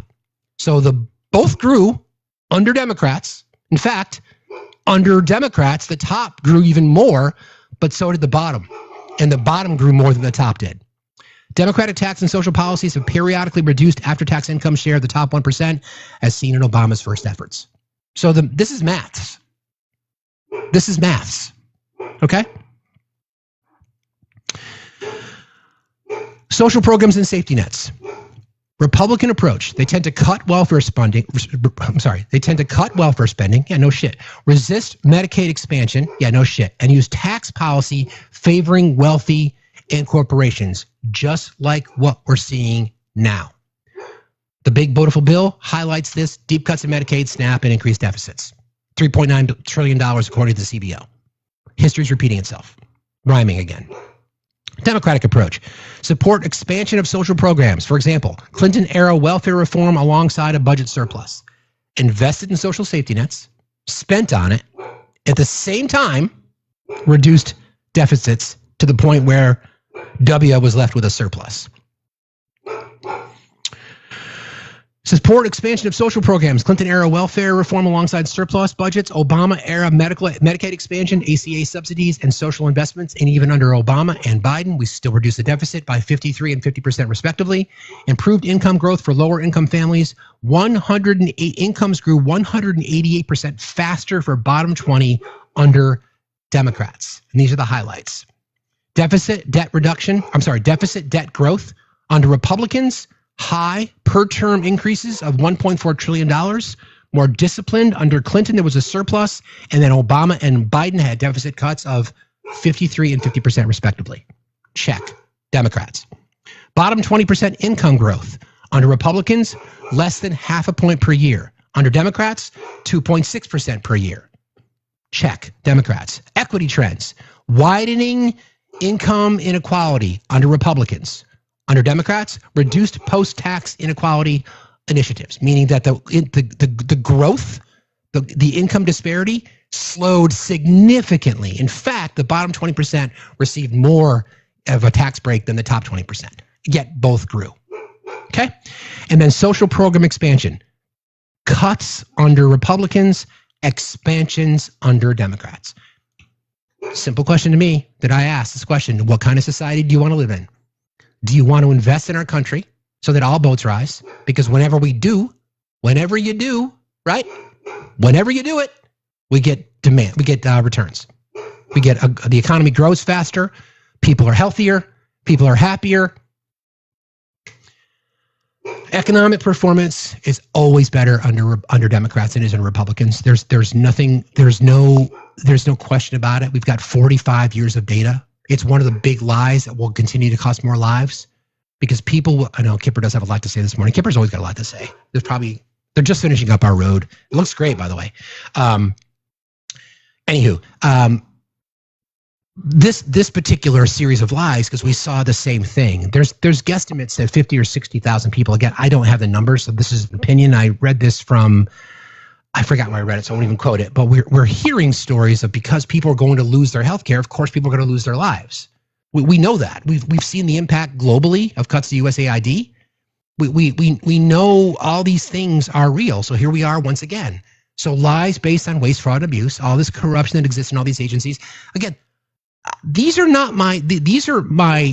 is the exercise that I did, but this is not my opinion on economic performance. This is what we know. This is what we have. We've got the data. Again, I'll go back to that chart. Where is it?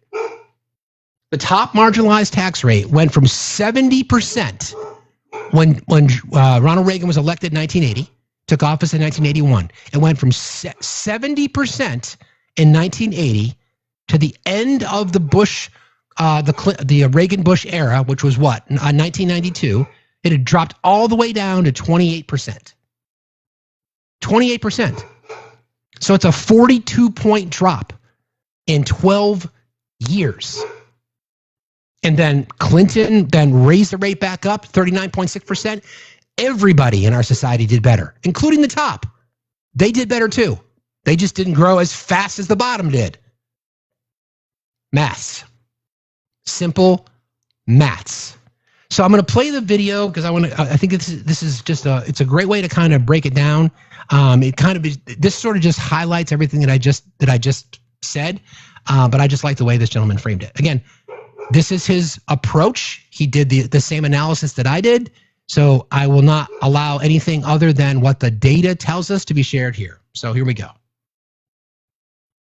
So with the news that Trump's disastrous tax bill has passed both the House and the Senate with 0 Democratic votes, I thought it was time to take a look at the last 2 times in history that a tax plan has been passed with 0 votes from the opposition party. And of course, I'm talking about Trump's first tax cut, the 2017 Tax Cuts and Jobs Act, as well as the 1993 Deficit Reduction Act, which was championed by Bill Clinton. But in part 1 here, we're going to look at Trump's tax cut and see whether the promises were kept by Trump or whether the opposition party was right to vote against it. And as a reminder, this is what the Republicans looked like almost 8 years ago after the passage of that law. Smiling and laughing, mostly white people behind Trump celebrating it. And Trump wasn't shy about what he thought that law would bring to the American people. See, you're going to see what happens. And ultimately, what does it mean? It means jobs, jobs, jobs, jobs. So Trump was promising jobs, jobs, jobs, which makes sense because jobs was in the name of the act. But did it deliver? Well, let's head over to the U.S. Bureau of Labor Statistics and look at the job creation before and after Trump's tax plan went into effect. And as you can see, I've exported that Bureau of Labor Statistics data into this handy Excel chart. And here I've broken down that chart into just 4 years, the 2 years prior to Trump's tax plan taking effect and the 2 years after. Now, if we're to believe Trump, we should see massive jobs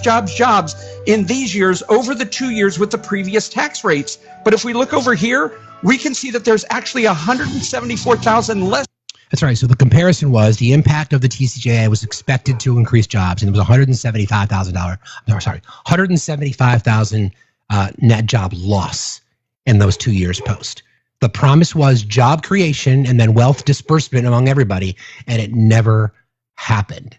That is Bureau of Labor statistics. Okay. Jobs created in the 2 years after the tax plan than there were under the previous tax rates. And this is backed up by articles like this 2 years after its passage that says, did Trump's tax cuts boost hiring? Most companies say no. But what did companies spend that extra savings on? Well, like this article says, just 1 year after its passing, corporations set records for stock buybacks, which only made stockholders richer. Remember, as we discussed this many times, the theory of the basic principle of economics is trickle down. The lie that's been told for 45 years is that, we'll give these tax cuts to these corporations because corporations are job creators, which is bullshit. I'm going to break that down a little bit too. They didn't reinvest in their company. They took stock buybacks and shareholder dividends to the tune of $1.1 trillion during the TCJA. Okay. And did nothing for the American worker. And as you can see here, after years of yearly deficits coming down under the previous tax plan, Trump... Deficits decreased by 53% under Barack Obama. Under Trump, they doubled, almost tripled, in fact. Instituted his tax cuts and saw deficits explode. And of course, with those tax rates in place in 2020,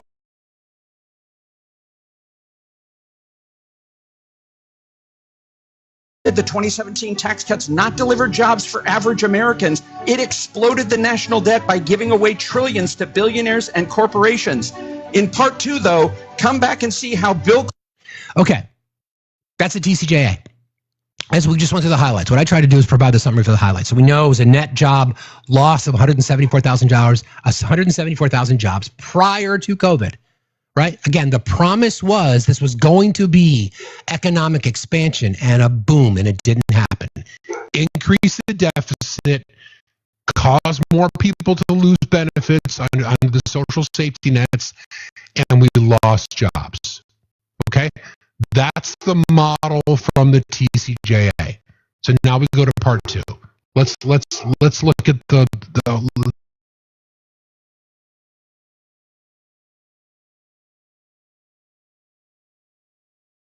Welcome back to part two of this two-part series that looks at the last two tax plans, 2017 tax cuts. And in this one, we're going to look at the 1993 Deficit Reduction Act, which was championed by Bill Clinton.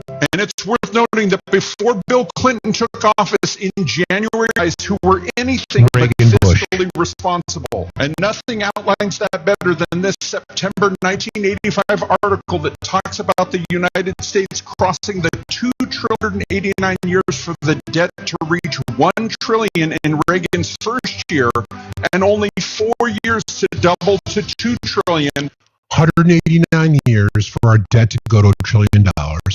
The administration of a president who once promised to balance the budget, and yet less than 7 years later, before Election Day 1992, the national debt had doubled again to over $4 trillion. Taxes on the wealthiest Americans. The top marginal tax rate was 70% when Reagan entered office.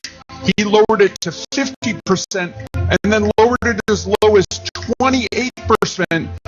We had a top marginal tax rate above 70%.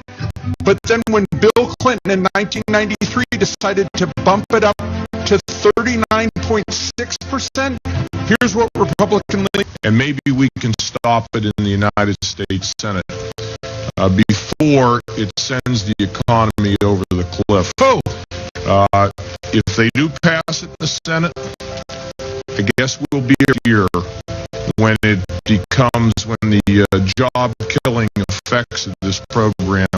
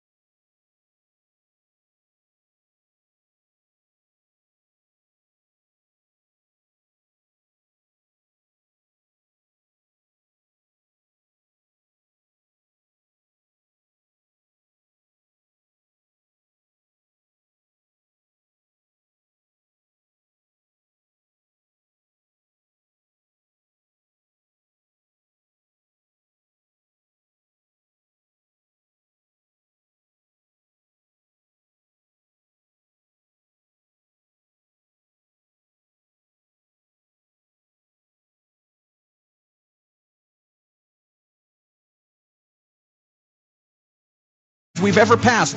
But what do you think the Republicans did when we passed that first budget surplus? That's right. Instead of paying down the national debt as the economy is roaring forward, they called for a $1 trillion tax cut. And when George W. Bush won a razor-thin election in the early 2000s, he and the Republicans passed 2 tax cuts that immediately turned those surpluses back into deficits and led us into the Great Recession. And all of this makes what happened today in Congress even more disgusting, because instead of embracing a tax plan like Bill Clinton's that led to record job growth and the first budget surpluses we've seen in 5 decades, we're instead returning to doubling down to this tax cut that didn't deliver jobs and didn't do anything for the American worker. Good luck. So, what did we learn? We learned that if you increase taxes to the top, you can not only reduce the deficit, but you can create more jobs. So I already watched the chirping in the chat, and I've already seen that this is lies. Like I've said this before, I confirm this information. The data is absolutely accurate. 23 million plus jobs created under Bill Clinton, and you combine Reagan, Bush 1 and Bush 2, there are 2 million jobs fewer than created during the 8 years of Bill Clinton. So 12 years of Reaganomics. Is it 12? Actually, no, it's 20. It's 20 years.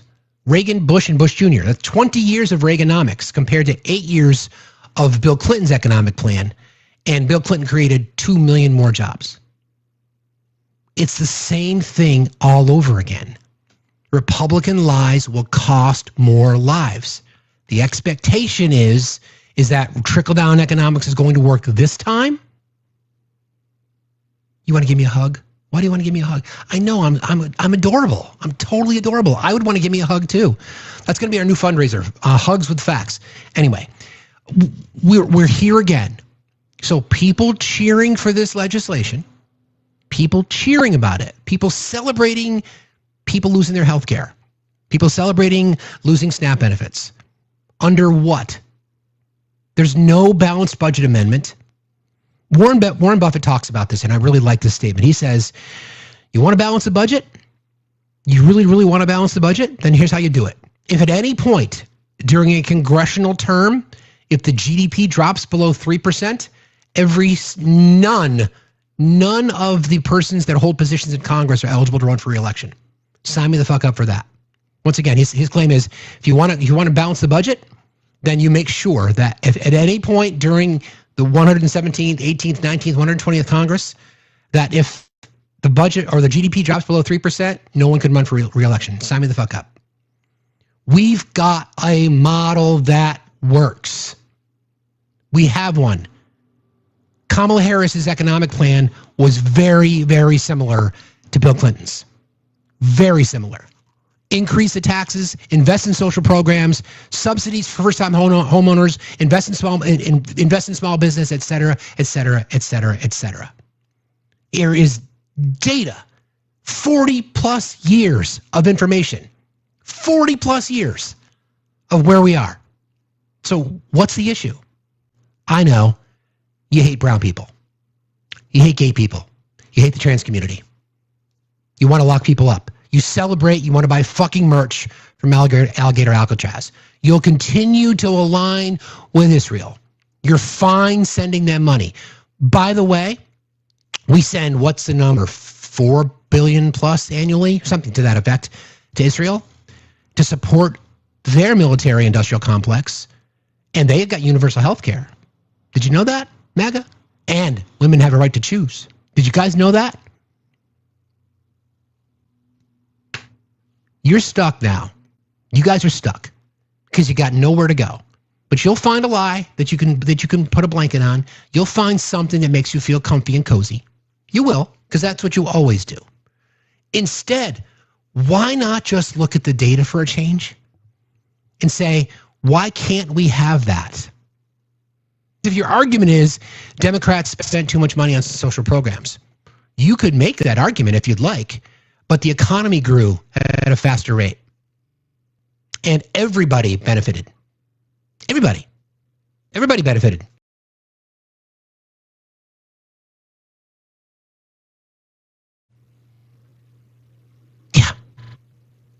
So maths is hard, but there's data behind it, right? Meaning that we've got a story to tell.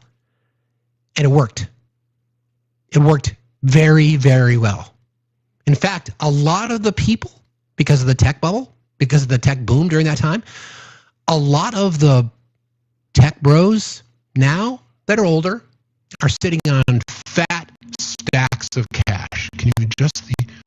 Can that audio just played be part? But I will, Sheila. Yeah, I'll put both of those in. It's a good call.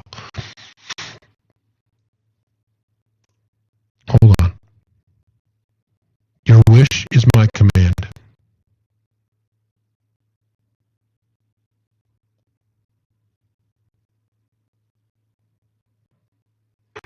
Your wish is my command.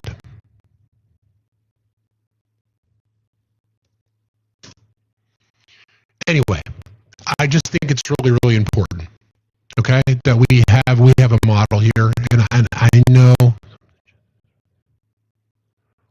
some of the, I don't know. I've been told I have a good smell, I guess. Now I want to get off my bike after riding in the heat. It's funny. All right. So then I did a little bit more. I did a little bit more research into job creation, getting more jobs. Well, we know that that's not true either. Never has been true, never will be true because of what we just discussed. Because now we live in an age, continues to drop, making sure that they're not going after capital gains, making sure that they're legalizing various levels of tax corruption, et cetera, et cetera, et cetera, because they all benefit. They all benefit. Okay. Let's see if I pulled this data. I think I did, at least.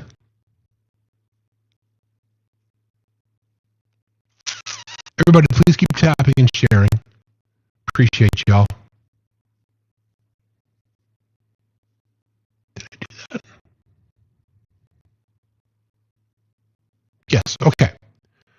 The argument has always been that you ask about job creation, and the reason that the right likes to say you've got to provide tax cuts for corporations because it's just never been true.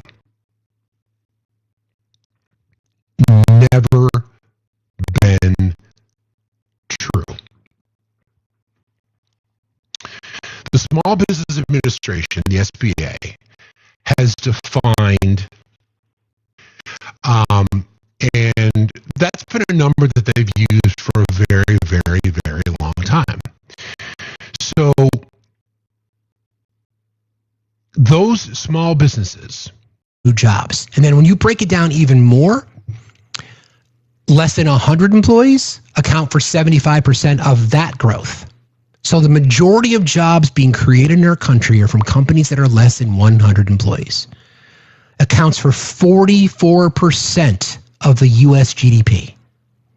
2 out of every 3 net new jobs created annually come from small businesses. Large businesses represent a significantly smaller share because, do you know why? Sure you do. You're the smartest chat on TikTok. They automate. They consolidate. Small businesses, small business owner here, and for those of you in the chat that are small business owners, we love you. Hearts in the chat for small business owners everywhere. Keep the lights on in our country. So hearts in the chat for small business owners everywhere. Everybody, buy local. Okay? Buy local. So again, 500, 2 out of every 3 jobs created are created by a small business owner. 75% of new jobs are created by businesses that are less than, represent a smaller share of the new job creation. They tend to automate, consolidate, meaning M&As, mergers and acquisitions, so they're not adding jobs. And they may create many gross jobs, but also eliminate more during downturns. So think about it.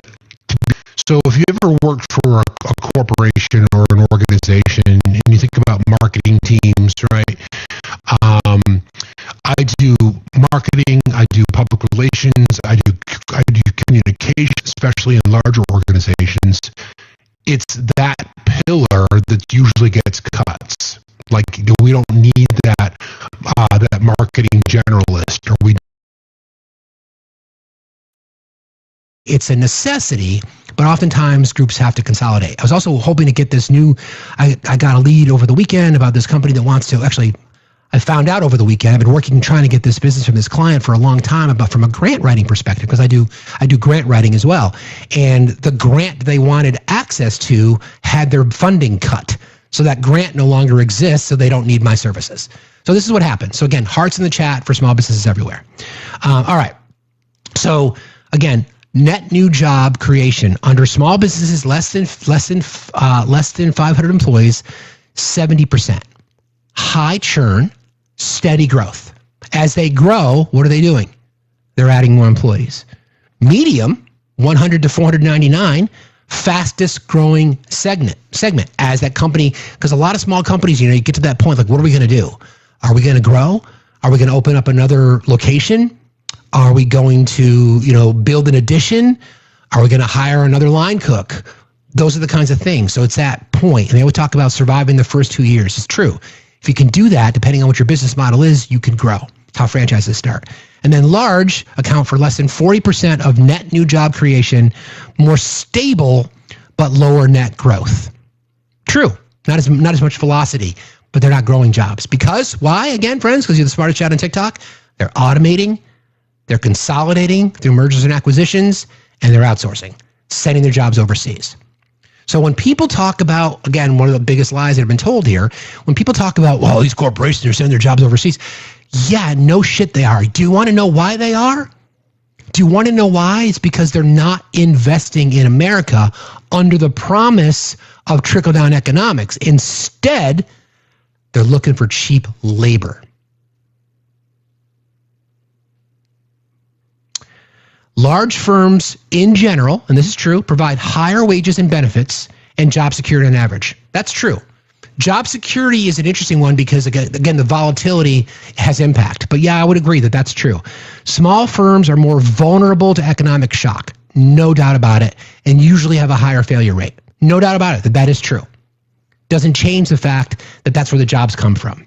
Small businesses are the backbone of job creation. They always have been. They always will be. They consistently outpace large corporations and net new jobs, especially in growth sectors and local economies. I just want people to understand a few things here, okay? When we hear the right, and this has been, again, we talk about the big lie. To me, because I've been watching this shit for a very long time, the biggest lie that has been told to the American public is that conservatives are fiscally responsible, and they are about small government. They aren't, they never have been, and they never will be under this current Republican conservative model, right? We've got two examples, and now soon to be three. We've got two examples. As we went through the exercise earlier, got the TCJA, the Tax Cut and Jobs Act, that cut taxes for the rich permanently, sundowned for everybody else, and we lost 174,000 jobs prior to COVID. Okay? We know that. That is data. That is not opinion. Not opinion. We've got the Deficit Reduction Act signed by Bill Clinton in 1993 that after Reagan and Bush chopped the tax rate down from 70% to 28%. Sorry, is that right? I'm sure I had those numbers right. When Reagan took office in 1981, the tax rate was 69.13%. When Bush Sr. left office in 1992, the tax rate was 31%. So that's a 39-point drop in the corporate tax rate. Bill Clinton raised the taxes, budget surplus, expanded social safety nets, invested in America, and added 23 million jobs. More than Reagan, Bush, and Bush Jr. combined. Data. It doesn't lie. It doesn't lie. That is a primary source. The CBO is a primary source. Bureau of Labor Statistics is a primary source. The Tax Foundation, the Tax Policy Center, just provides what the tax rate was. Primary source. Okay? Primary source. We've got one, so we can look at the TCJA and we can look at the one big ugly bill, and the mechanisms are the same. The mechanisms are the same. Cut taxes for the rich, drive up the deficit, cut social programs in an attempt to keep the corporations happy. Chop the corporate tax rate down again, and again, and again, and again, and again, and again, and again. Where does it end? It ends with people starving. It ends with people pulling up shop. It ends with people leaving. And that may be part of the deal. That may be part of the deal. You know, who knows? Could be. That may be part of their strategy to thin the herd. Too many people here. You know, let's get people to leave. You don't, exactly. Just, I'm asking people on the right, even people who are not MAGA, just believe that Republican tax policy is better. It's better if you're a rich person. It's better if you're in the top 20%. Sure, no doubt about it. It absolutely is. But not better for everybody else. It's not better for everybody else. It's not even close. It's not even close. All right. The next exercise here, let me take a little break. Let me see what else I have I wanted to kind of share with you guys. We went through that. Went through that exercise. Okay. So we've got, actually, I'll bring up chat real quick. Hello. How are you, friend? Hi. How are you? I'm good. How's it going? It's going. I mean, just like listening to the topic today, and it is easier to point the finger, like looking at it like psychologically, it's easier to point the finger than it is to look deep down, look inward, right? Sure. I mean, all the problems have deeper issues. People need therapy, and I mean, everyone needs therapy to figure out what is going on inside us all. And I mean, there's nothing that we can. I mean, this is not the answer, and there's no answer to the problems, but it's just very disheartening that we keep hitting our head against the same wall, that nothing ends up coming about prosperous. I know. Why don't we shift it up a little bit? Why don't you talk a little bit about? I'll take a quick break. Why don't you talk a little bit about Meals with a Friend? Okay, and let's do that, because I think this is. Yeah, go ahead. Why don't you go do that, and I'll be right back. Okay. Meals with a Friend is an organization where we pair individuals that are feeling isolated or alone, and I've started in Marinette, Menominee, and Peshtigo, Wisconsin, and we just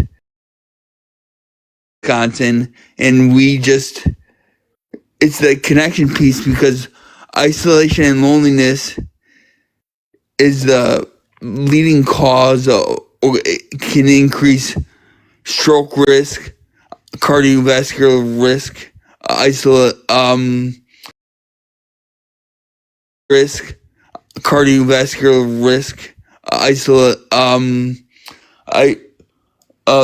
just a host of health risks that the connection piece where we actually stare in another person's eyes, release this neurotransmitter called dopamine and all that stuff. So, and it's just great help with other people who are passionate about the connection piece with Eve and Facts, and everyone in this community helps promoting this. And it's the Muse with a Friend is kind of taking a back seat right now because I'm training for my. Yeah. Well, I want to jump in here real quick because I know this is a passion project for you, and we're really happy that you could, that we could help you out through this. So I appreciate you, friend. It's always good to talk to you. Be safe, big rescue. But I appreciate what you do, my brother. Thank you for being here. Okay. You have a good day. All right. You too. Later, buddy. Okay. For Mr. Trump earlier regarding tariffs are,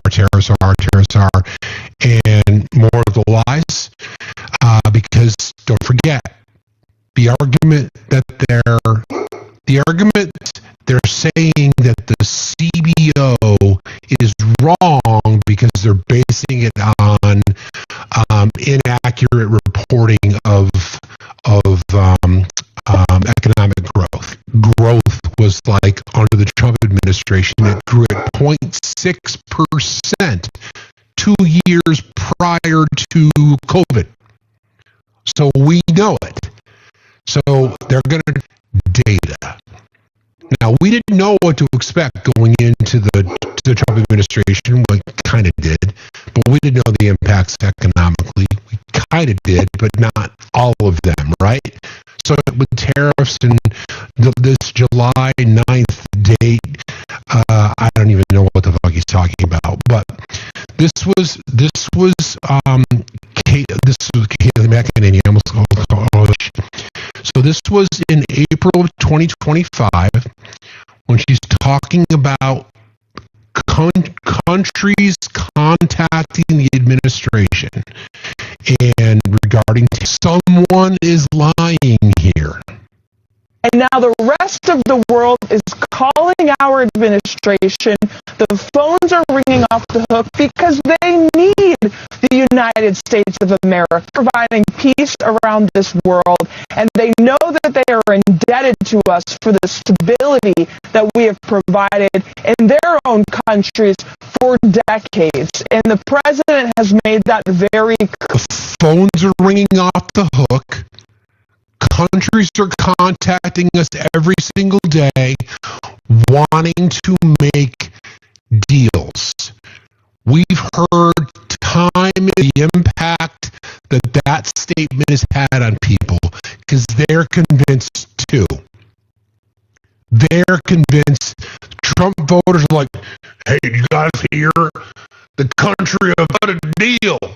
Because I can't buy my I don't give a fuck t-shirts without tariffs. Please. Ain't happening. We know that in the tour this weekend. These letters, and you talk about kind of the 90 deals in 90 days, or at least the president did back in April. We're used to seeing trade deals, their frameworks. The president has a reputation, self-described deal maker. So why haven't we? Again, he didn't promise this, and when we send out the 100 letters to these countries, that will set their tariff rate. So we're going to have 100. It's a threat. No, that's the level. That's the deal. If you want to trade with the United States, this is. But that's not a negotiation. That's just a. Uh-oh! Oopsie! Hold on again. Hold on. Wait. And now the rest of the world is calling our administration, not just our economy and our market, but they need us to continue providing peace around this world. And they know that they are indebted to us for the stability that we have provided. And when you talk about these letters and you talk about kind of the 90 deals in 90 days, or at least the president did back in April, so far that we've seen trade deals, they're frameworks. The president has a reputation, self-described deal maker. So why haven't we seen the kind of deals that promise this?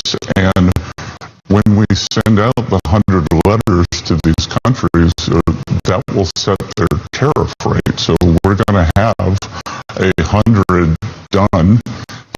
No, that's the level. That's the deal.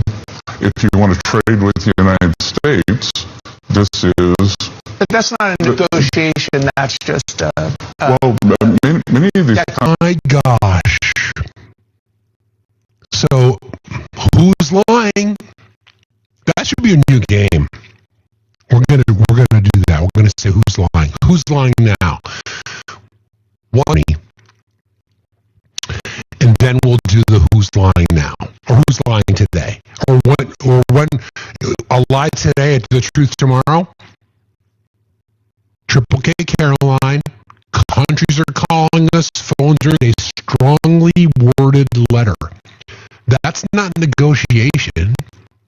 The deal maker, the deal maker. Good call.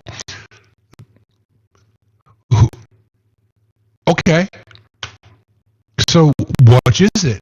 Are these countries calling, or are they not?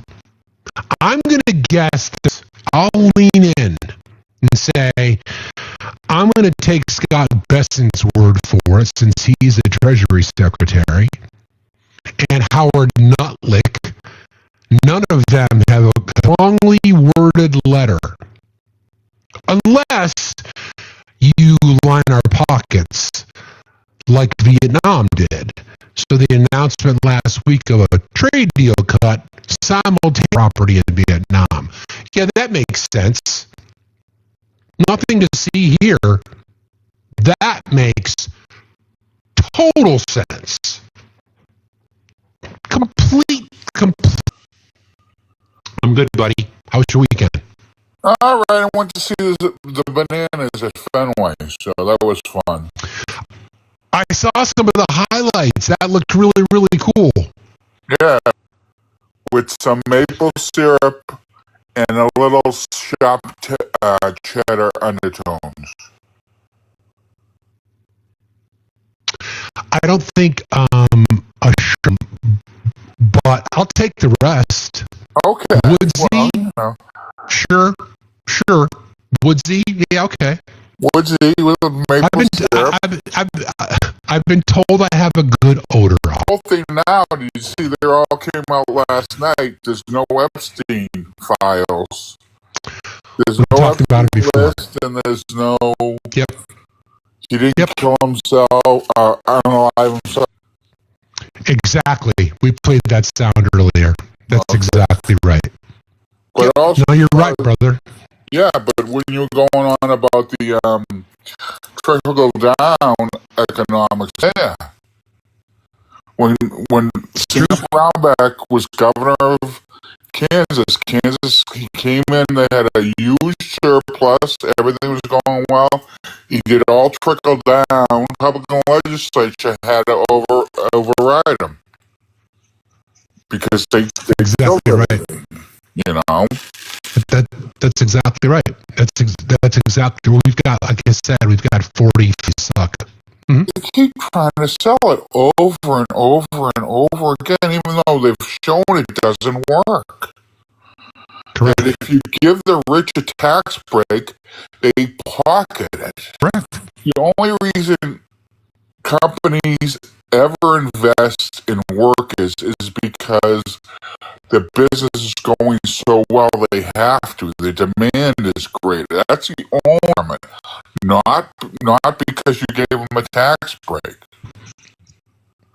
It's you're absolutely right. I mean, growth from the corporate world, having been in it, it does not come service portfolio or your product portfolio. You don't generally invest in your own R&D unless you're a large multinational corporation. You just acquire some company that does. You're not investing. You're not creating jobs. Yeah. In fact, you're losing jobs because you're shipping them overseas, especially in the manufacturing sector. Oh, happens all the time. Yeah, exactly. That's the part about when they came in and the tax rate was 70% and they lowered it. When it was 70%, most people only paid who were in that tax rate only. Yep, exactly. Yeah, I talked about that because of tax loopholes and offshore accounts and tax shelters and the whole 9 yards. Yep. The deficit is not because of and cutting less and still spend like a drunken sailor, which the Republicans do, but then you cut revenue on top of it. That's what you get. But that's the whole pride since they put Social Security in and under Roosevelt. They've been trying to get rid of Social Security. They've been trying to get rid of Medicaid. They've been trying to get rid of any 60, 70 years. And that's, so their whole point is just cut. And the problem is what people don't understand. If you elect people to it's true. Again, I say this a lot. Like Joe Biden said, don't tell me what your values are. Show me your budget. Yeah, exactly. You well. Be safe out there. You too. Go Sox. Go Sox. Dude, the Sox are playing good ball, dude. Whatever. So we'll get paid in the morning. I'm doing good. What's on your mind? Will you be willing to talk to me? Absolutely. Can you turn the TV down? What are you doing here? What am I doing? Yeah, I'm a psychologist. I just want to ask you a few questions. Look, what are you doing here? Okay. What am I doing here? Yeah. Are you spreading? No, I'm not spreading misinformation. Yes, you are. Do you know what misinformation is? Hold on. Information. Do you know what misinformation is? Let me talk. Do you know what misinformation is? What is it? And tell me what it is. It's exactly what. Patrick, take a deep breath, my guy. No, that's not how. No, what I'm doing here is I'm running a show. I'm the host. What it is? Echo chamber for the Liberal Party. Tell me what, Miss Patrick. Do you want to have a conversation? Because you said you would. What I yes, let me finish. No, we don't answer questions with questions, my guy. This is the problem. What is misinformation? Tell me what it is. Tell me what it is. What you're doing, you're spreading false information. That's no misinformation. No, let me tell you. Let me tell you what misinformation is. Accurate, thinking that it's true, and then sharing that with other people. And that would be misinformation. And most of your guests on here are doing it. And I sit here and watch all these all day long, dude. I could switch to another page and find something else that says totally different. So give me one example. Now how TikTok needs to be banned out of this country because all of this is Patrick. Do you want to have a conversation? Do you want to have a conversation? I am. Listen to me. I have hundreds of kids that come into my office with serious mental problems, okay? And a lot of it stems from this platform, okay? Patrick, why don't we... Okay, let's start again. Our children. Our children are hurting right now. Patrick, okay? Patrick, let's start again. Take a deep breath. Take a deep breath. Dude, you're yelling. It's not entertaining for anybody. Let's start from good. What did you have for breakfast today? How is TikTok good? Nobody cares.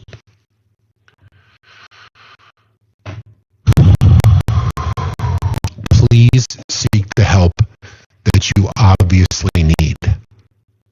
Thank you. I appreciate you.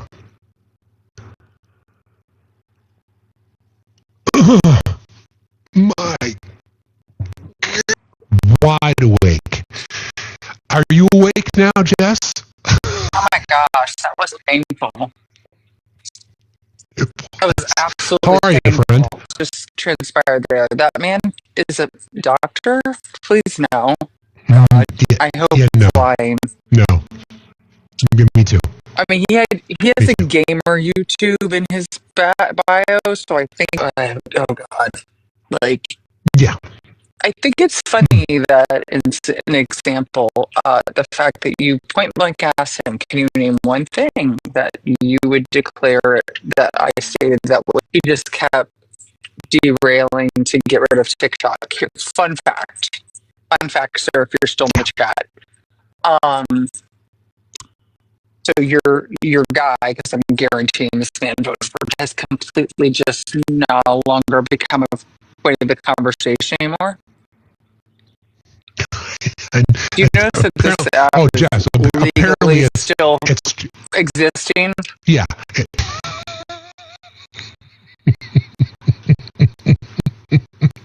Who the fuck knows? That I don't makes even know anymore. perfect sense. Yeah. Yep. Mm-hmm.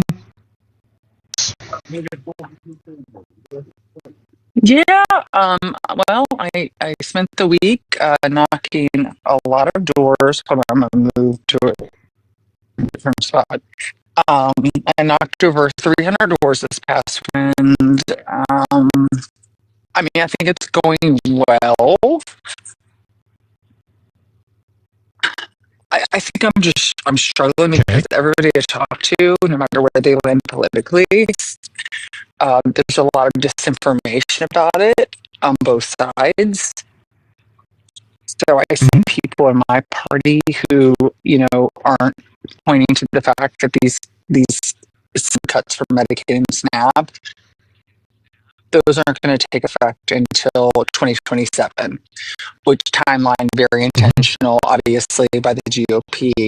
They want to basically be able to hear and look, here you have your healthcare still. Like that is the ploy, and I need people to not only know this, but like be discussing it.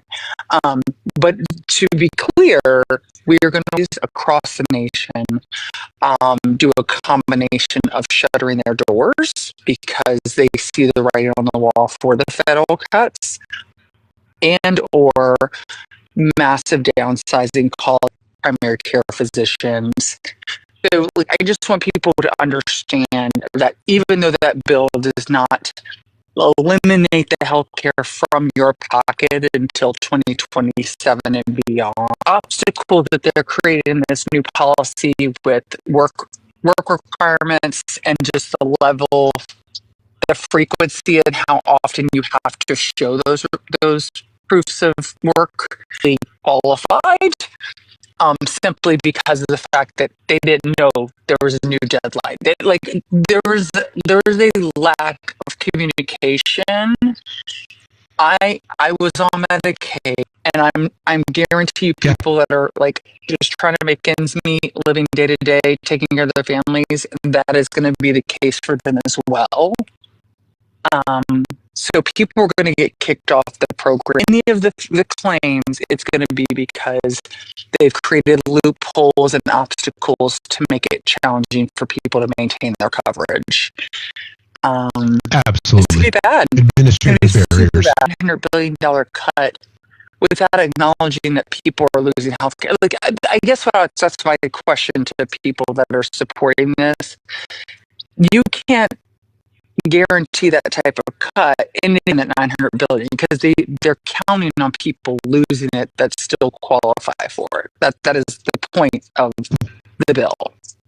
Yeah. Well, Lisa Murkowski told us, Jess, don't forget, she cuts.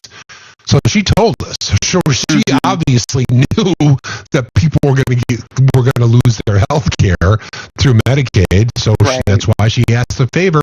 They pulled it out, and she still voted for it. When I had Medicaid, which I think they still do that in Virginia right now, and I think it's incredible, is when I applied, they had a box that you could check for families that qualifiers to keep them on the plans, particularly Medicaid.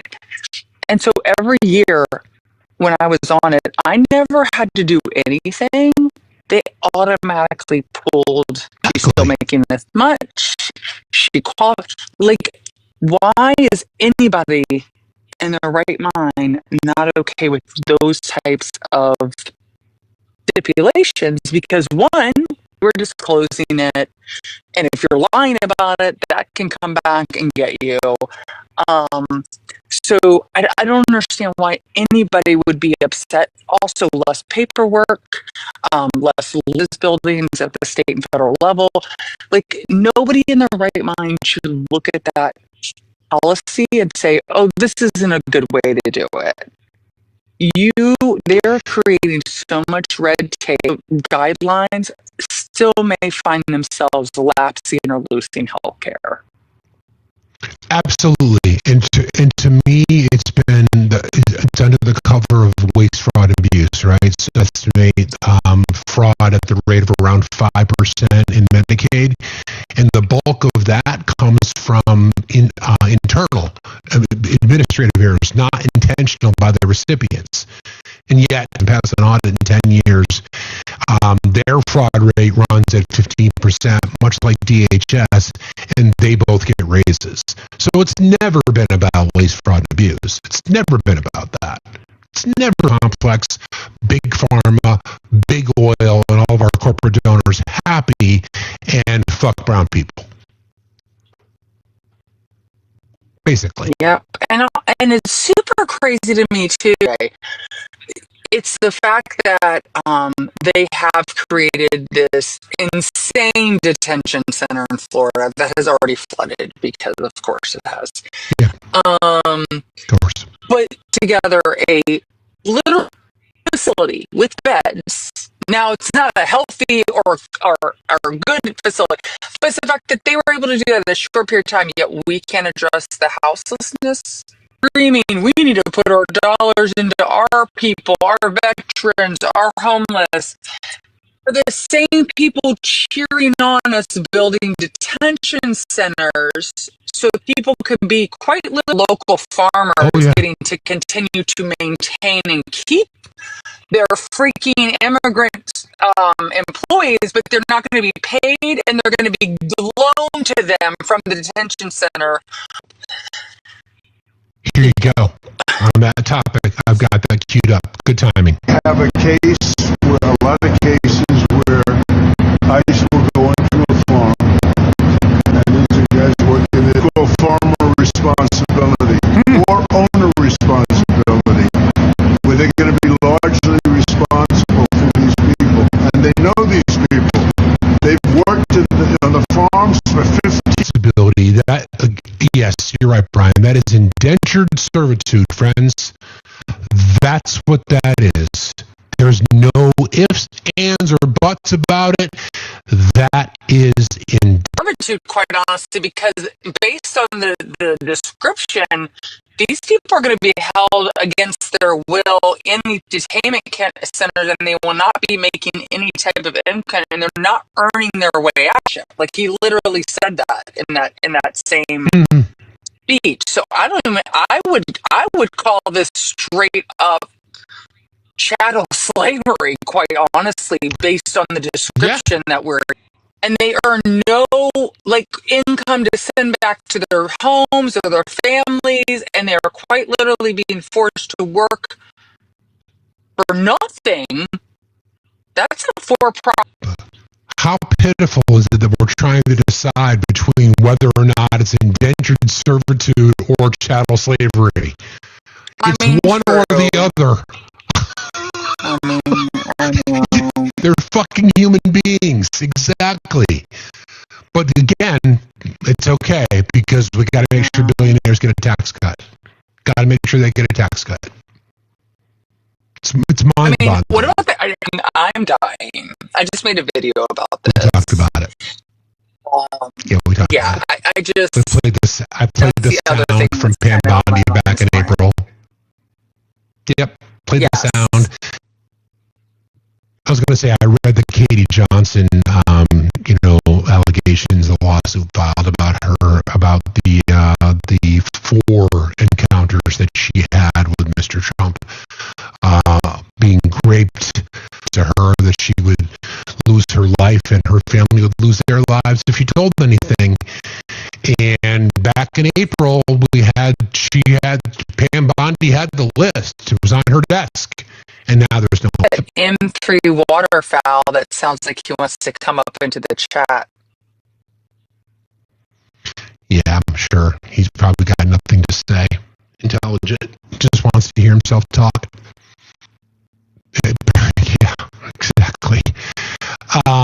Anything that you want to bring up regards to your campaign? You want to point people? I know fundraising is always a push, and I know it's not your favorite. How we can help?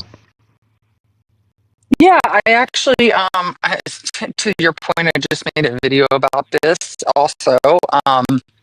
The fact that I do call time every week, and I had a woman who I called to ask for a donation who had, historically donated to other people in the area.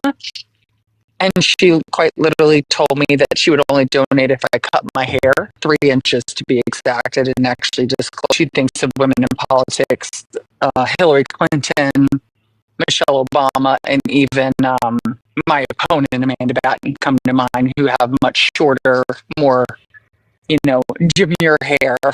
I'm running to represent actual people and not fit in some cookie cutter box. And fun fact, even though 2 of those 3 women actually align with mine, they're incredibly wealthy, 2 things I have never been.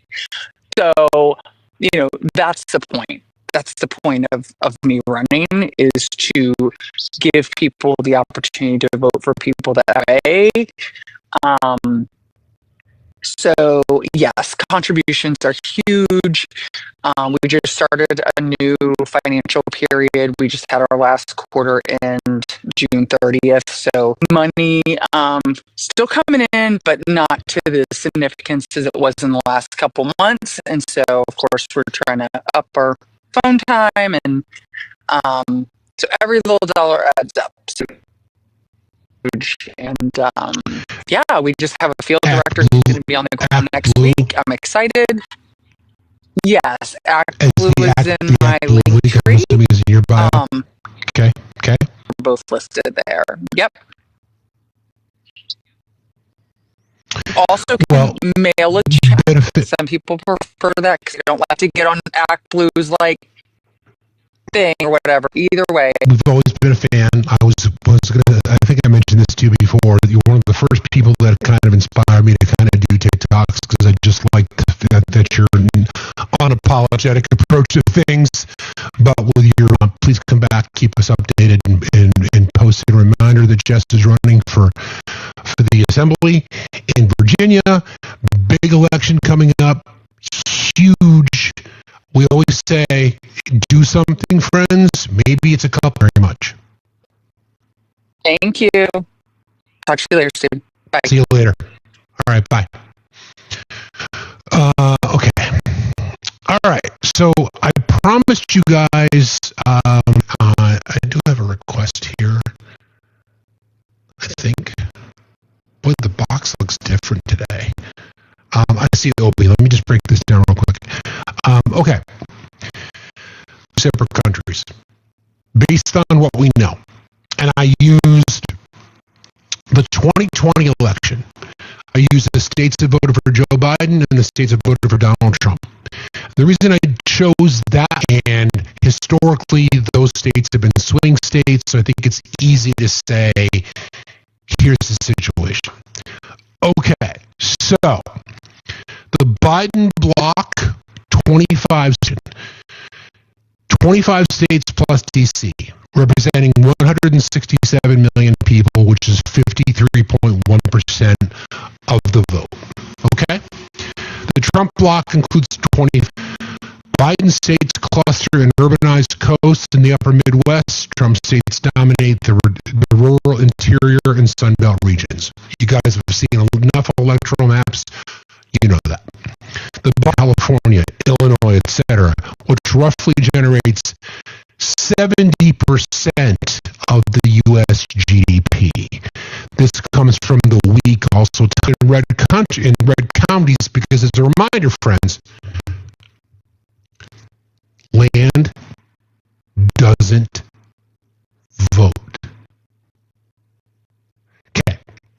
National GDP. Biden-leaning states typically collect higher tax revenues and invest land, infrastructure, etc. If separated, the Biden bloc could sustain existing safety nets, Medicaid, and social services.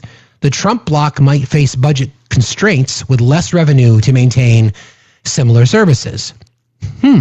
Social and cultural policies. The two countries would likely diverge sharply on issues like climate, reproductive health care, firearm control, education, public health policy, and LGBTQ plus rights. Agreed. Citizens could enjoy government and shared infrastructure. Interesting price to pay. I would pay it because I prioritize human rights. So again, climate, public health policy, and rights for the LGBTQI community. That's the win, as opposed to national unity, defense, military, and global standing. Defense infrastructure is spread across both blocks. Splits could complicate national defense coordination. Military bases would be diluted. Neither would retain the full diplomatic or strategic weight of a united America. I'm good. No problem. Sees trade relationships, and we'll have a booming economy because that's where all the brain power is anyway. Right?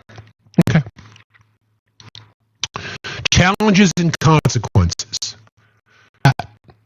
Clock in the chat. That's a ridiculously stupid username. Did you think of that all by yourself? Wow. Okay, challenges and consequences.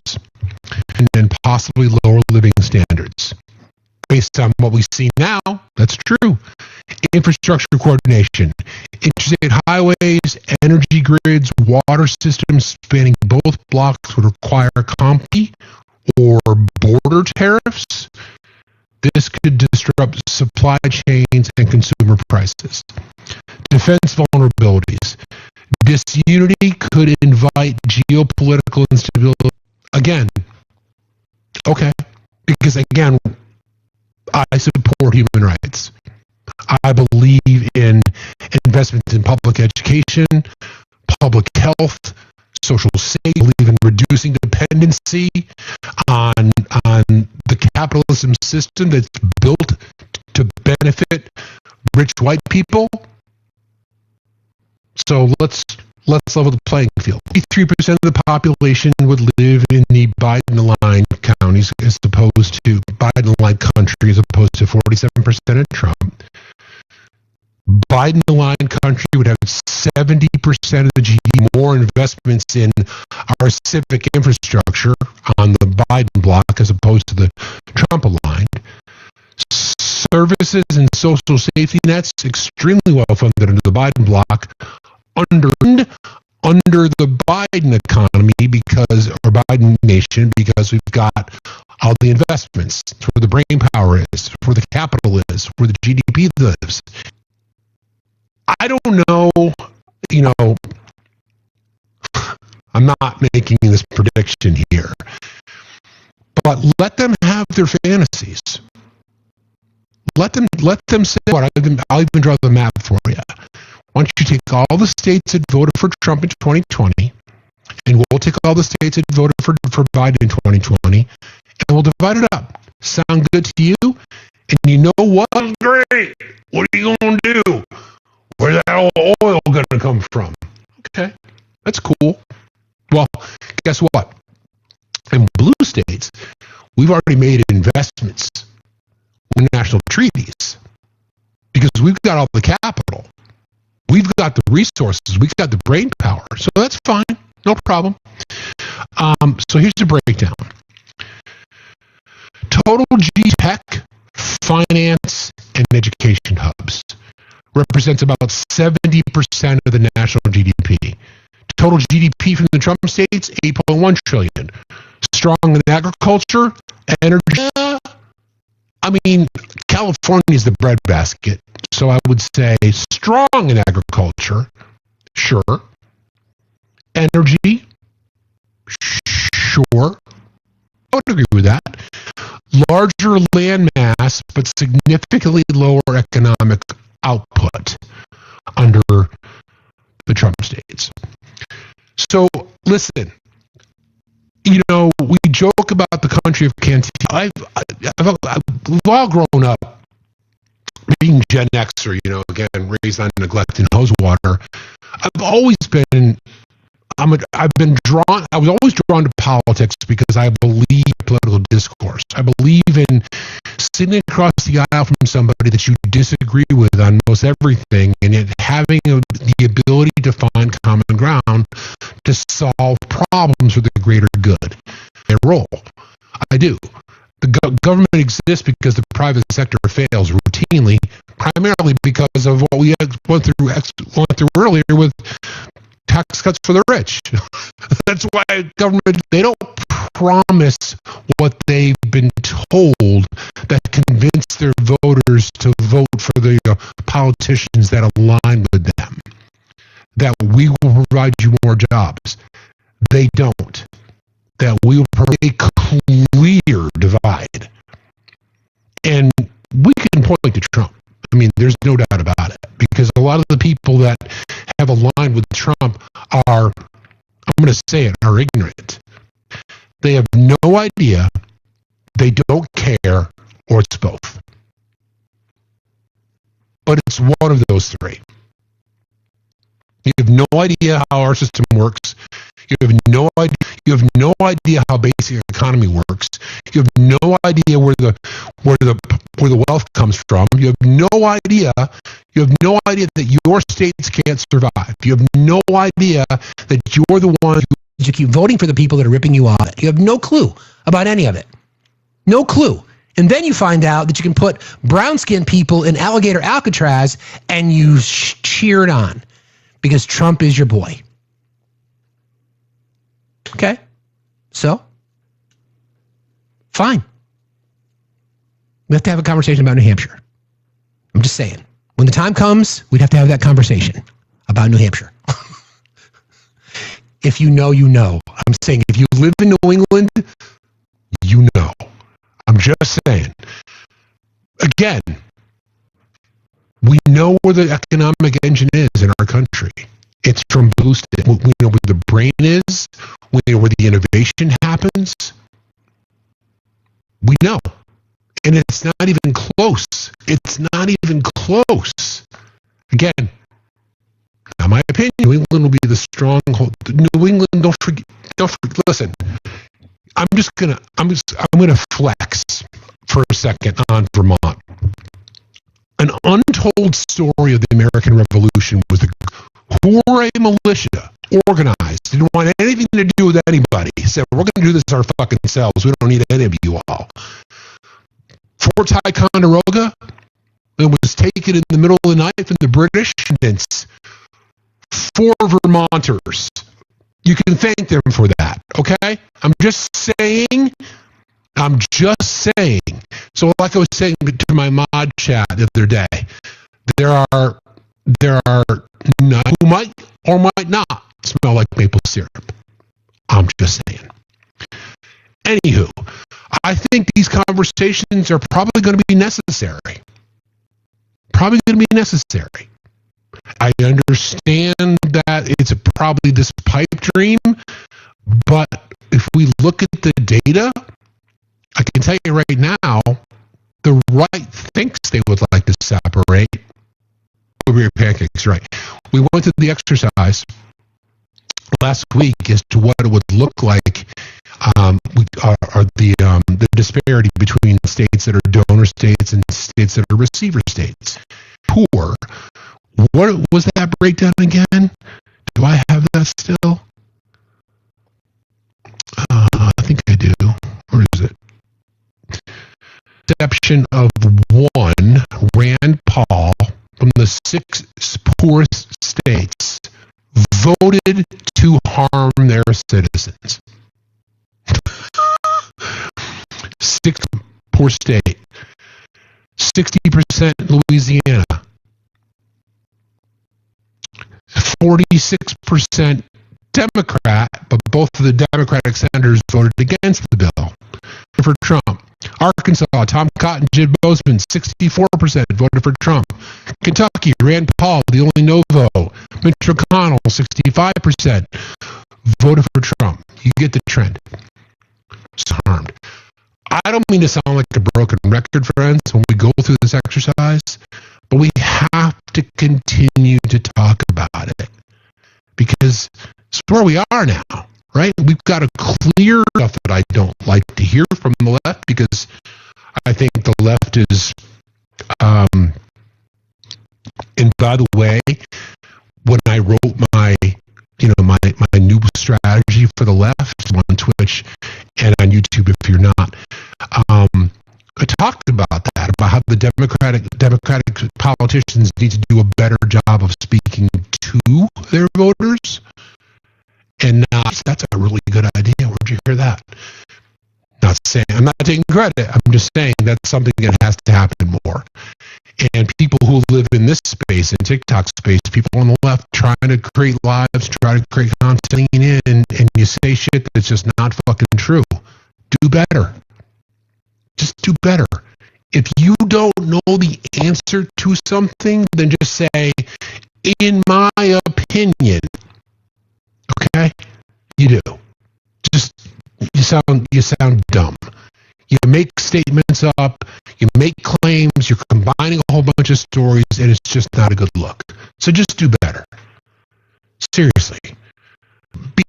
BT Dub, our wife had a birthday yesterday, so happy belated again, but happy birthday to our wife.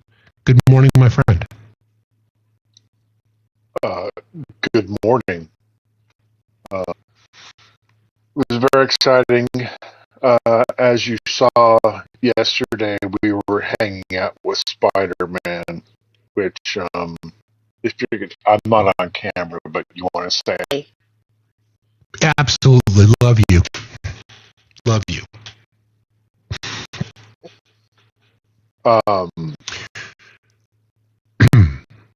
And rear goal. Which is?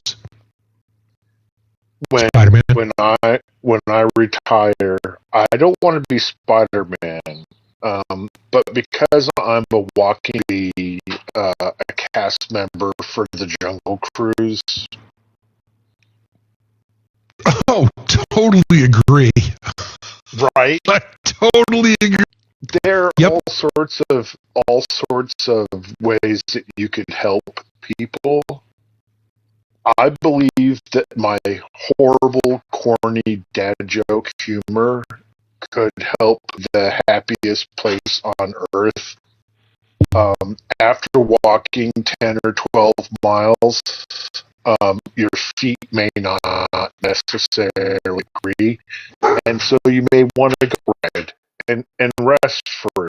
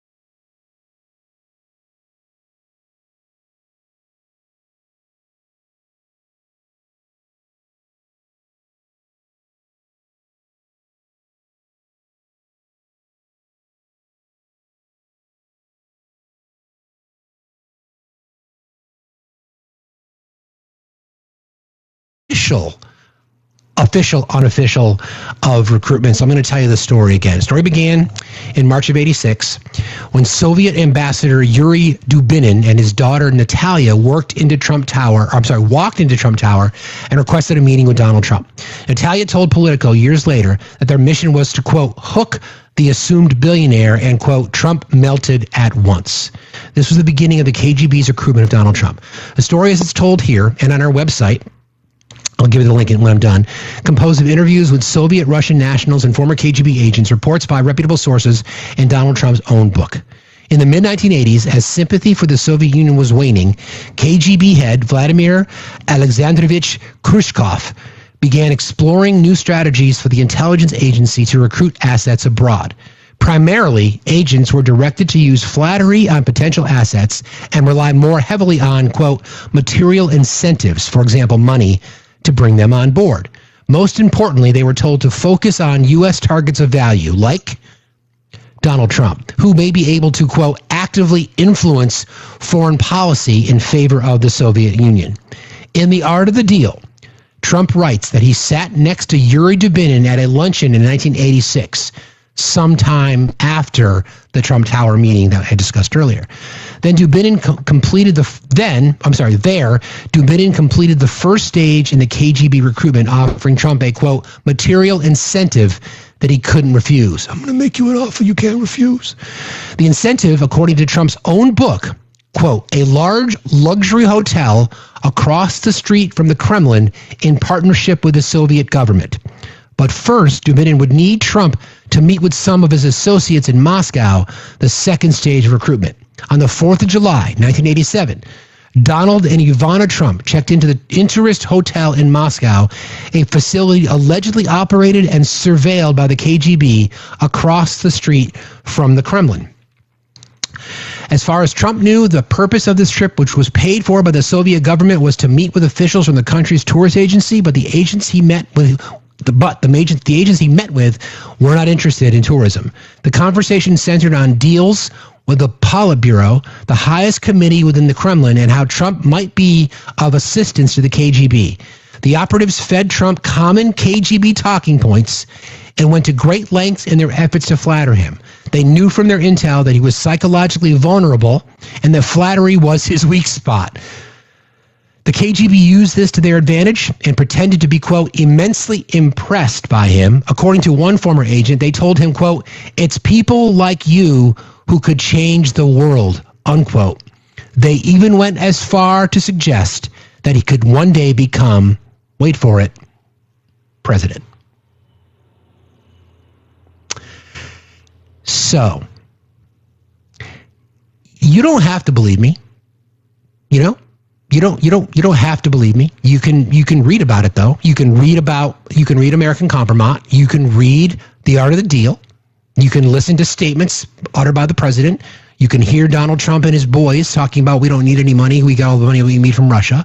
You can draw your own theories. You can call it a conspiracy theory if you want. You're entitled to do that. I am just sharing you what the timeline looks like. All I am doing is letting you know of what it is that we know. These are things that we know.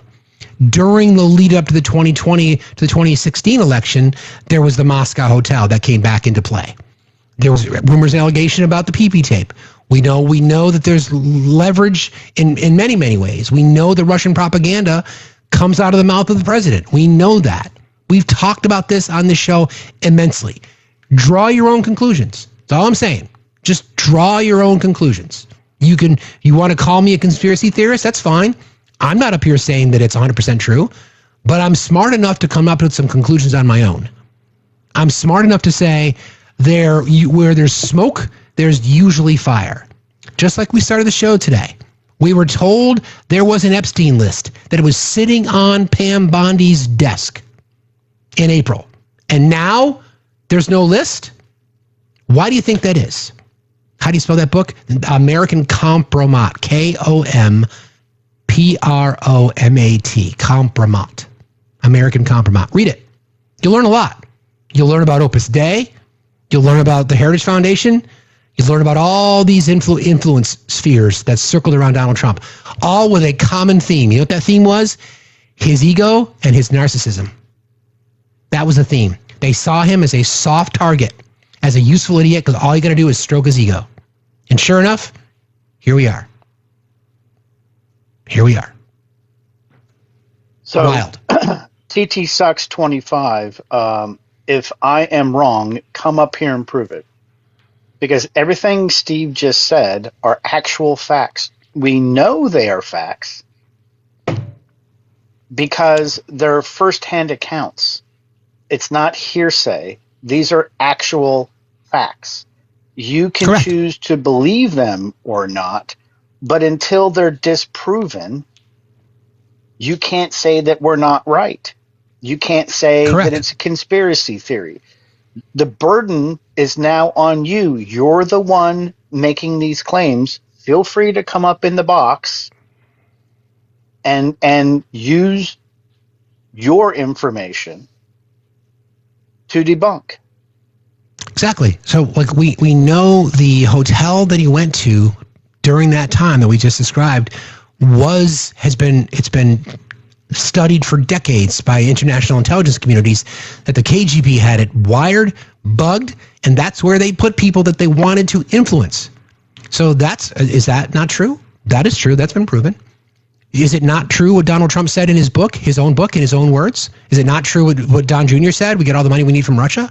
Is it not true that there was purchases of property made in Trump Tower? Was it not true that this whole thing started over a VCR and televisions because of Russian operations that were headquartered just down the street from Trump Tower? These are things that we know. These are things that we know. This is all viable information. If you don't like it, then disprove it. That's fine. Real quickly, Savage Mob, thank you for your $11 donation towards the goal today. I appreciate you guys very, very much. Don't forget, guys, a gifting goal. Don't forget about subscribing. This Friday, if we can hit our next subscriber goal, we'll do another giveaway of merch. And as always, if you'd like to participate and this is crowdfunded, please, all my pay apps are at FactsStillMatter. Yeah, Lisa, it's FactsStillMatter. It's right there. Okay, so I see a couple other requests here. I see you, Rusty. I see you, Toodle. I'll get to you guys. Hey, how's it going? Good. Dionysus, how are you today? Pretty good. Like what I'm hearing up here. So hey, I just wanted to give some information. I'm involved in a group that's like you guys are talking about economy and like corporations doing this to like counties and cities and coming in and saying, oh, we'll build jobs if you give us tax breaks and losing money. I'm involved with a group right now where we're creating a system that is a multi-layered system, but it's based off of the Web3, a digitally autonomous organization that's connected to the blockchain, that's also connected to many other things like actual physical infrastructure and like a whole marketplace and web economy that we're building. And it's kind of like a multi-pronged approach to all these problems. And that whole infrastructure is going to be connected to actual physical properties. We have a bunch of people who already have properties. We're in the middle of, we're working with a couple of like international organizations, Blue Carbon Farms. We're about to go into developing right now, and we're looking for people who are interested in that. We're about to sit down with them. We're looking for other people to, if you have land and you're interested in doing something like this and learning more, you can jump on our Discord. It's going to be like, there's going to be a token attached to this where like your one vote is you get one token and that's one vote. Hey, bro, I'm sorry. I can't validate what you're doing, and I appreciate that. If you want to message me, if you want to send me I sent you an message email to reach out to our coordination team and all that. So just so you can get like some legitimate stuff. We have white papers and all that. I totally appreciate that, but just let's have a conversation first before I give you the space to talk about that. But thank you for jumping in today. I appreciate it. Thanks a lot. No problem. You have a good day. Yep. All right. Just in general, the offering wasn't legit. I just want to make sure I can do my own little research connected to it. If only you knew you an expert in the Web3 space. Where could you find a guy like that? I was gonna say, we can reach out to you, Dionysus, and because below me, my brother from another mother is a true bona fide, nationally known expert in that. But I appreciate you guys. All right, I'll bring up to Toodle.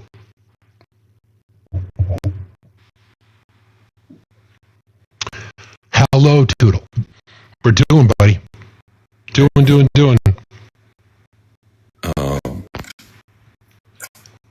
The maths is working today. Well, the data tells me that, the red states are an anchor on domestic policy, on education, on human rights, on job creation.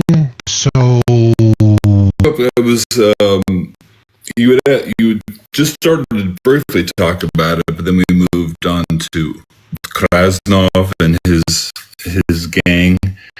You were talking about messaging.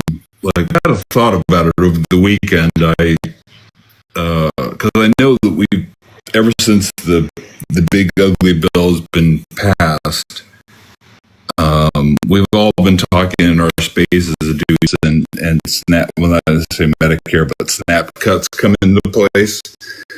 That the other side is going to see this and feel this, and they're going to try and be like, "Whoa, we've been screwed. We need to correct that problem." But I read a study this weekend that said that during Obama, I believe, I'm not sure, Medicaid expansion. Yeah, that was Obama, part of the ACA. There was, it might have been under Biden to go into place, and rural hospitals closed. In the surveys of the people there, they blamed the left for that. They didn't blame. Of course. They didn't blame the right. So us, once these rural hospitals close and they lose benefits, they're gonna, see the light. They're not. They're going to continue. And I'm already. What about Biden? I've already seen the narrative happening now. So I'm just thinking of it for messaging. It's obvious to us that that's something that we want to work on, and think about. How do we get them to get that message, or is it better to try a different message? I'm not sure. Here's the challenge that I think we bump into a lot, is that we do this a lot. So people who watch our show every day are well informed. You both are well read. You pay attention to these things. To explain to them, first of all, why they wouldn't even understand how could a hospital close. They don't understand that rural hospitals in many parts of our country, to be able to treat those patients and thus have Medicaid pay the bill. So when you're talking about massive cuts to Medicaid, that means not only do people lose the ability, as those hospitals' doors will close. So that's part of the problem, right? So much like I said the other day, we had that breakdown between socialism and capitalism. The problem with your question in just a second, Toodle, but when you have to when you spend on the elevator pitch, you're going up 5 floors, it's going to take you 4 floors to explain to somebody what democratic socialism. Same here. To try to explain to somebody all the things that Medicaid and or SNAP touches in the everyday lives of American people is empire of that. So, like I've talked about in this space a million times, human rights is the most important thing to me, but it's boring on a bumper sticker, because it is. But human rights for all is boring. It doesn't elicit the emotional response. But safety, affordability, freedom, right? Strategy against them.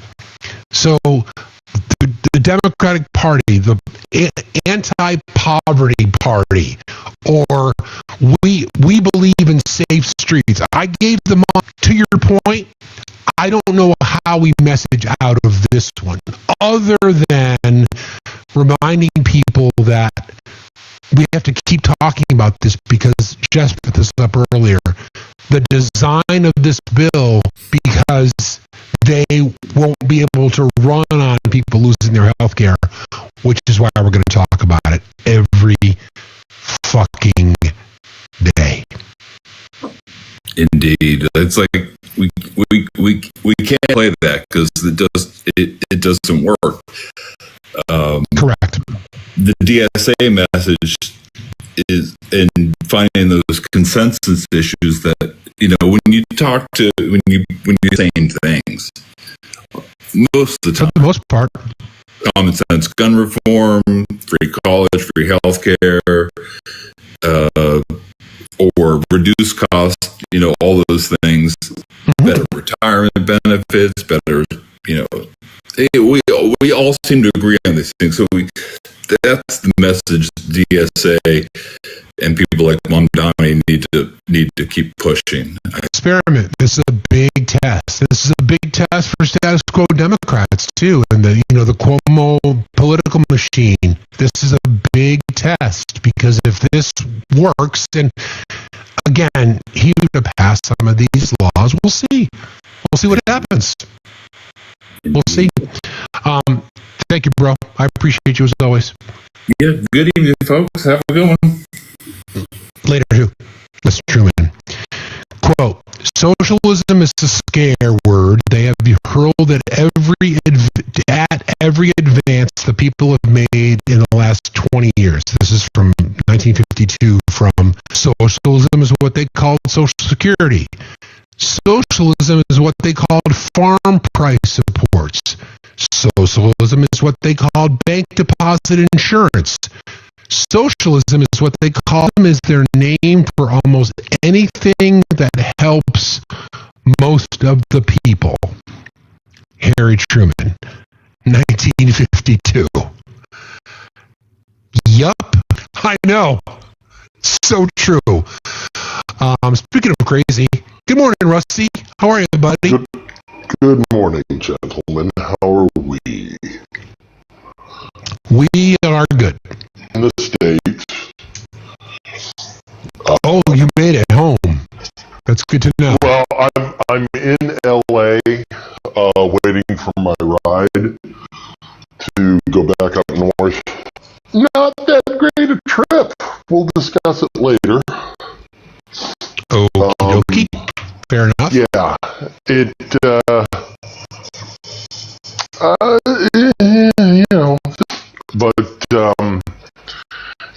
So of course, I checked out for a while. And kind of like this, you mean? I think the good parts of the Trump economy. Yeah, exactly. And I couldn't have said it better. I mean, when I think the good parts, I think the Trump economy. No. Talking. Definitely. Yeah, exactly. Yeah. No, of course I come back to, what happened in Texas. I was in after flight and had no idea how bad it was until I got back to California. And of course, what do we see? Hold on just a moment. You cut, what was it, over 1,000 jobs between NOAA and the National Weather Service? Including pull the trigger on the early warning system that never got replaced? The guy that was, I forget the job title is, hold on, the warning person who's a meteorologist who coordinates warnings. which would have, in this case, been somebody but on the other end of the phone, literally. And yet somehow it's going to be Biden's fault. Correct. But and I know that the three of us have discussed this repeat incident. I happen to be watching. I know you guys are both familiar with what's his name, Texas Paul, who had said if you think this is the thing that will change Texas ones, yeah, their babies are the ones that are not coming home. It won't change their minds. And I keep getting stuck in this loop of what is it I cannot overcome, and it is this big steaming pile of bigotry and air. Anything their leaders tell them must be right because Jesus said so, even when he didn't. That matter, which is just reading quotes, and it.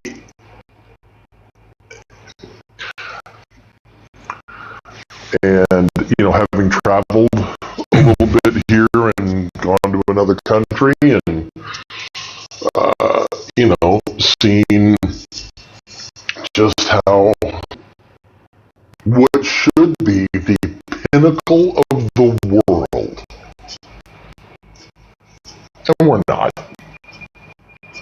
We're a bunch of scared, angry little weasels. We're full of freedom when we're not.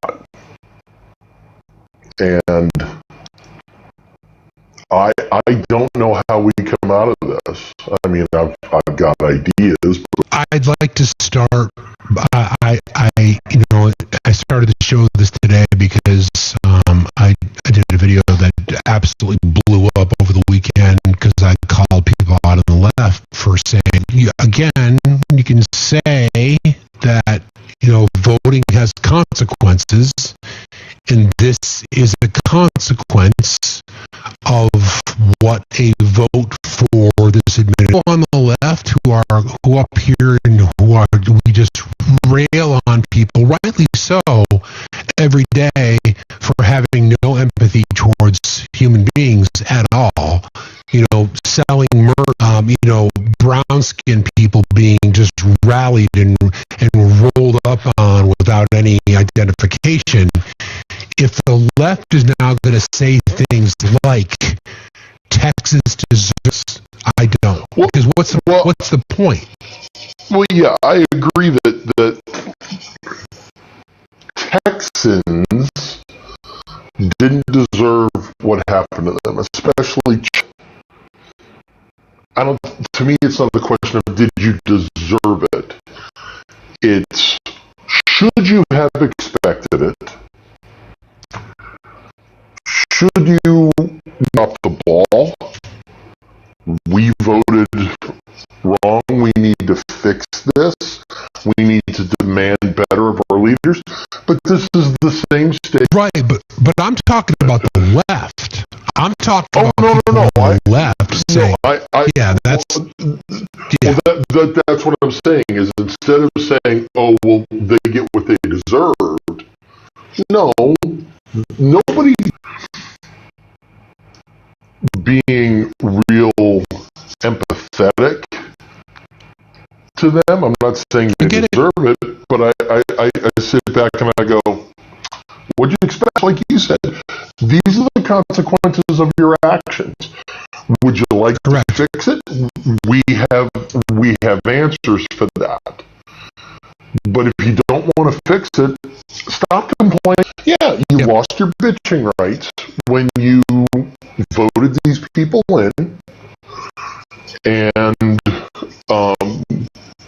am I sorry that people lost their lives? Absolutely. Absolutely. What kind of a monster would I be? Oh, Republican. If I didn't have empathy and sympathy for children that are suffering, But as the ones who've been standing on our soapboxes for decades, but specifically when it comes to MAGA and Trump and nope, you wanted to follow a reality TV star. You wanted to believe that Jesus had anointed him, answering for that. And how far down the denial rabbit hole are you going to continue to go before you say, hey, you know what reality is? Doesn't mean you got to jump on the left and become a big old hippie like us, but look at reality.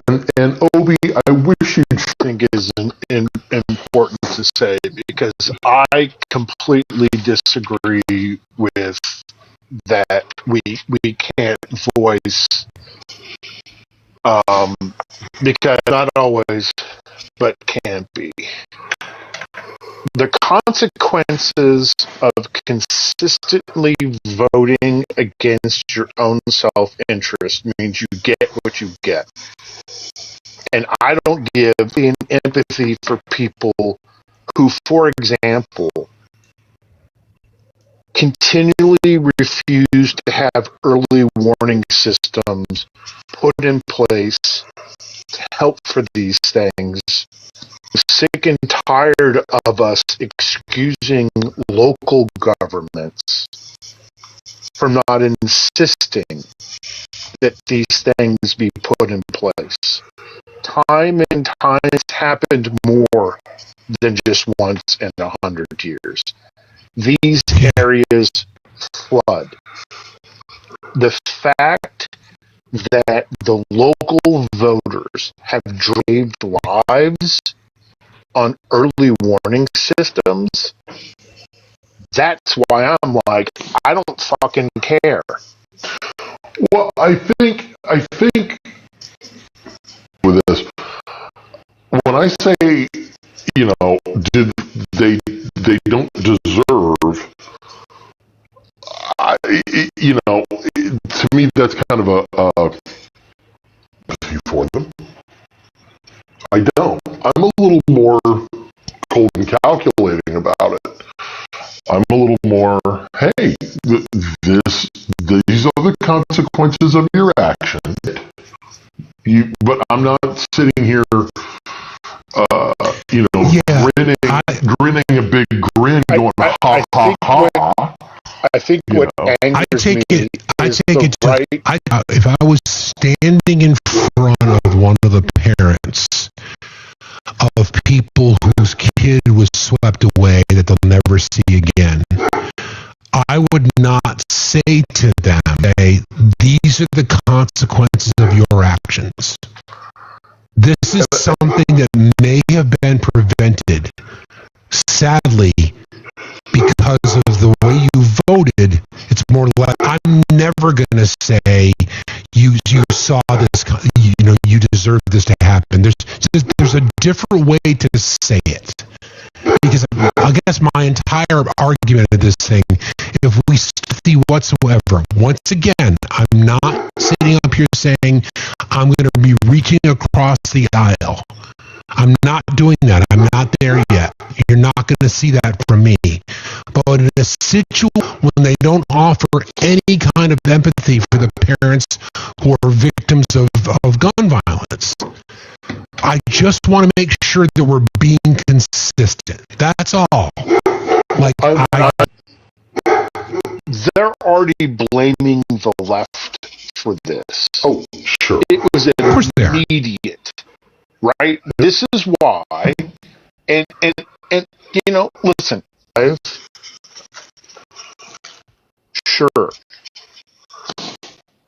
of course it is, but we only seem to pay attention when it's in our backyard. At best, it's not sincere. I think that's where you and I differ a little bit there, Obi, when you say, is it tragic when human beings are alive? My immediate answer is depends on the human being. I can see that. My point is this, right? Texas as a state and the voters of Texas have continually for the last 35 years, they refuse to believe in math, they refuse to believe in science, and all they want to believe in is this fairy tale book of theirs. That's fine if that's what you want to believe in. Human beings lost their lives for no reason.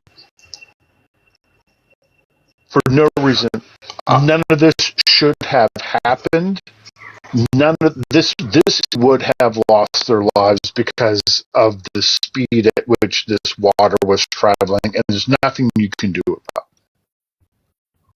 But had they had the systems in place, and this is because if I were to go to Republicans and said, hey, I have a solution that could help prevent the token.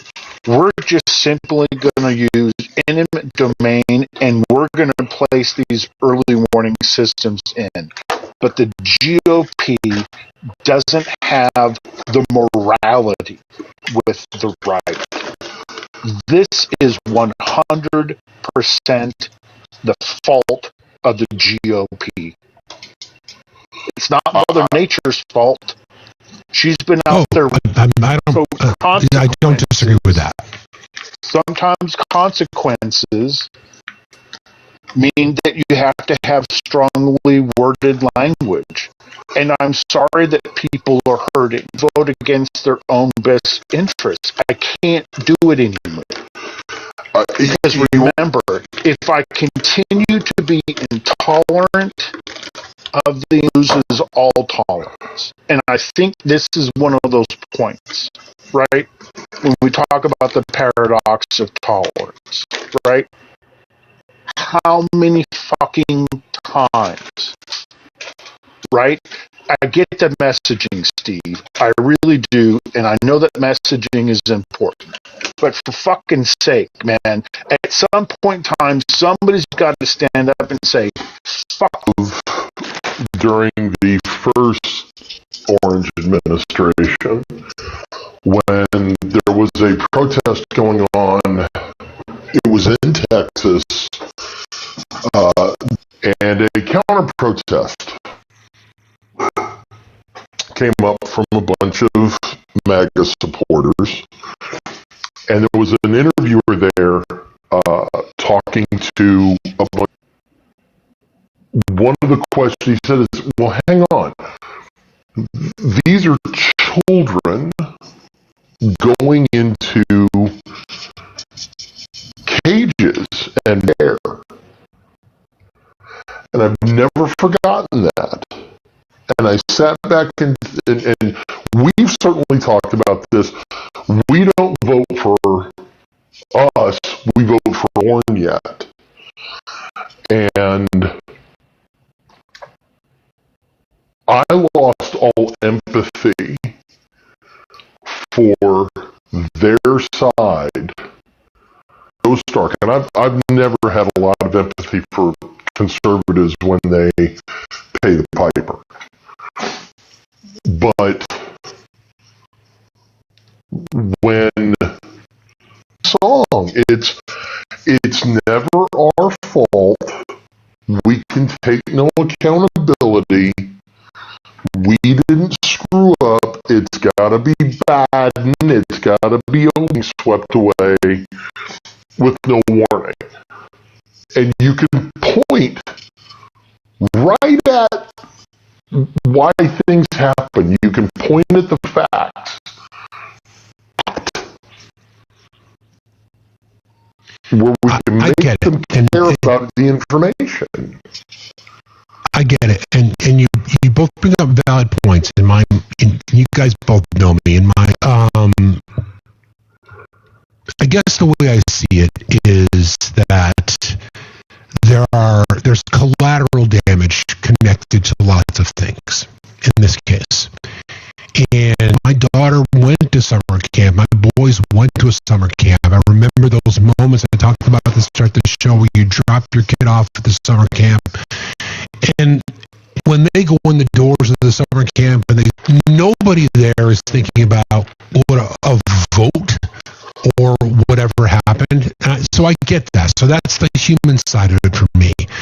I completely understand what you guys are saying, that this is the time, because there is no time. Someone that I care about that I was texting over the weekend said it took the Ramses losing his son. I sadly I don't even think that's enough. I don't even think that's enough. I'm just honest. And I'm worried about that.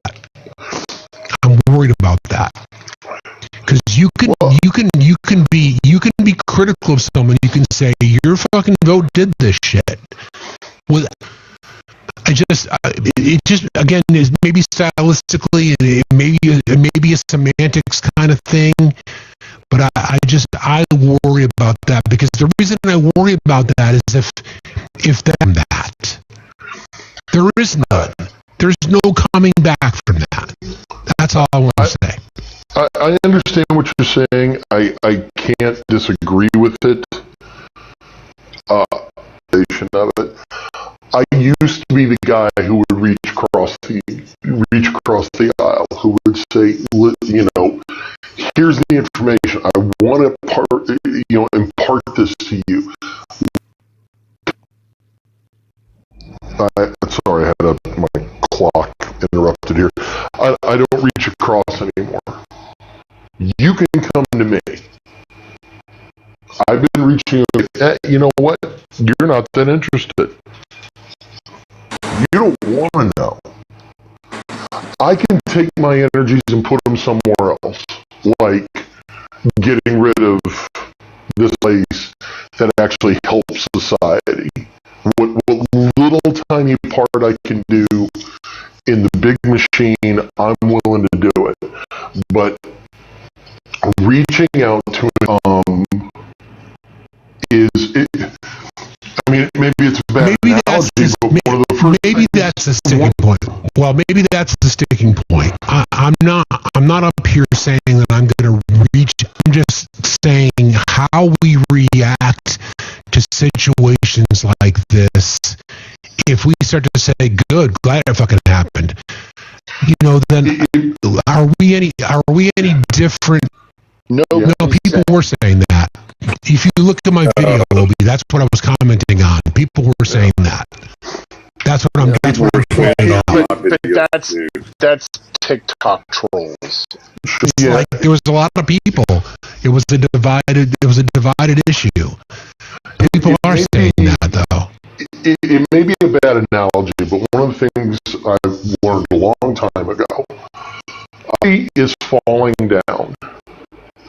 You let them go. You do not try to save them. You let them fall. And then you deal with them. The chance of you going down with them is very, very high. And now you got two people that are injured. So your motorcycle, you let it fall because you try to save it, you're going to hurt yourself. That's those rules. I get it.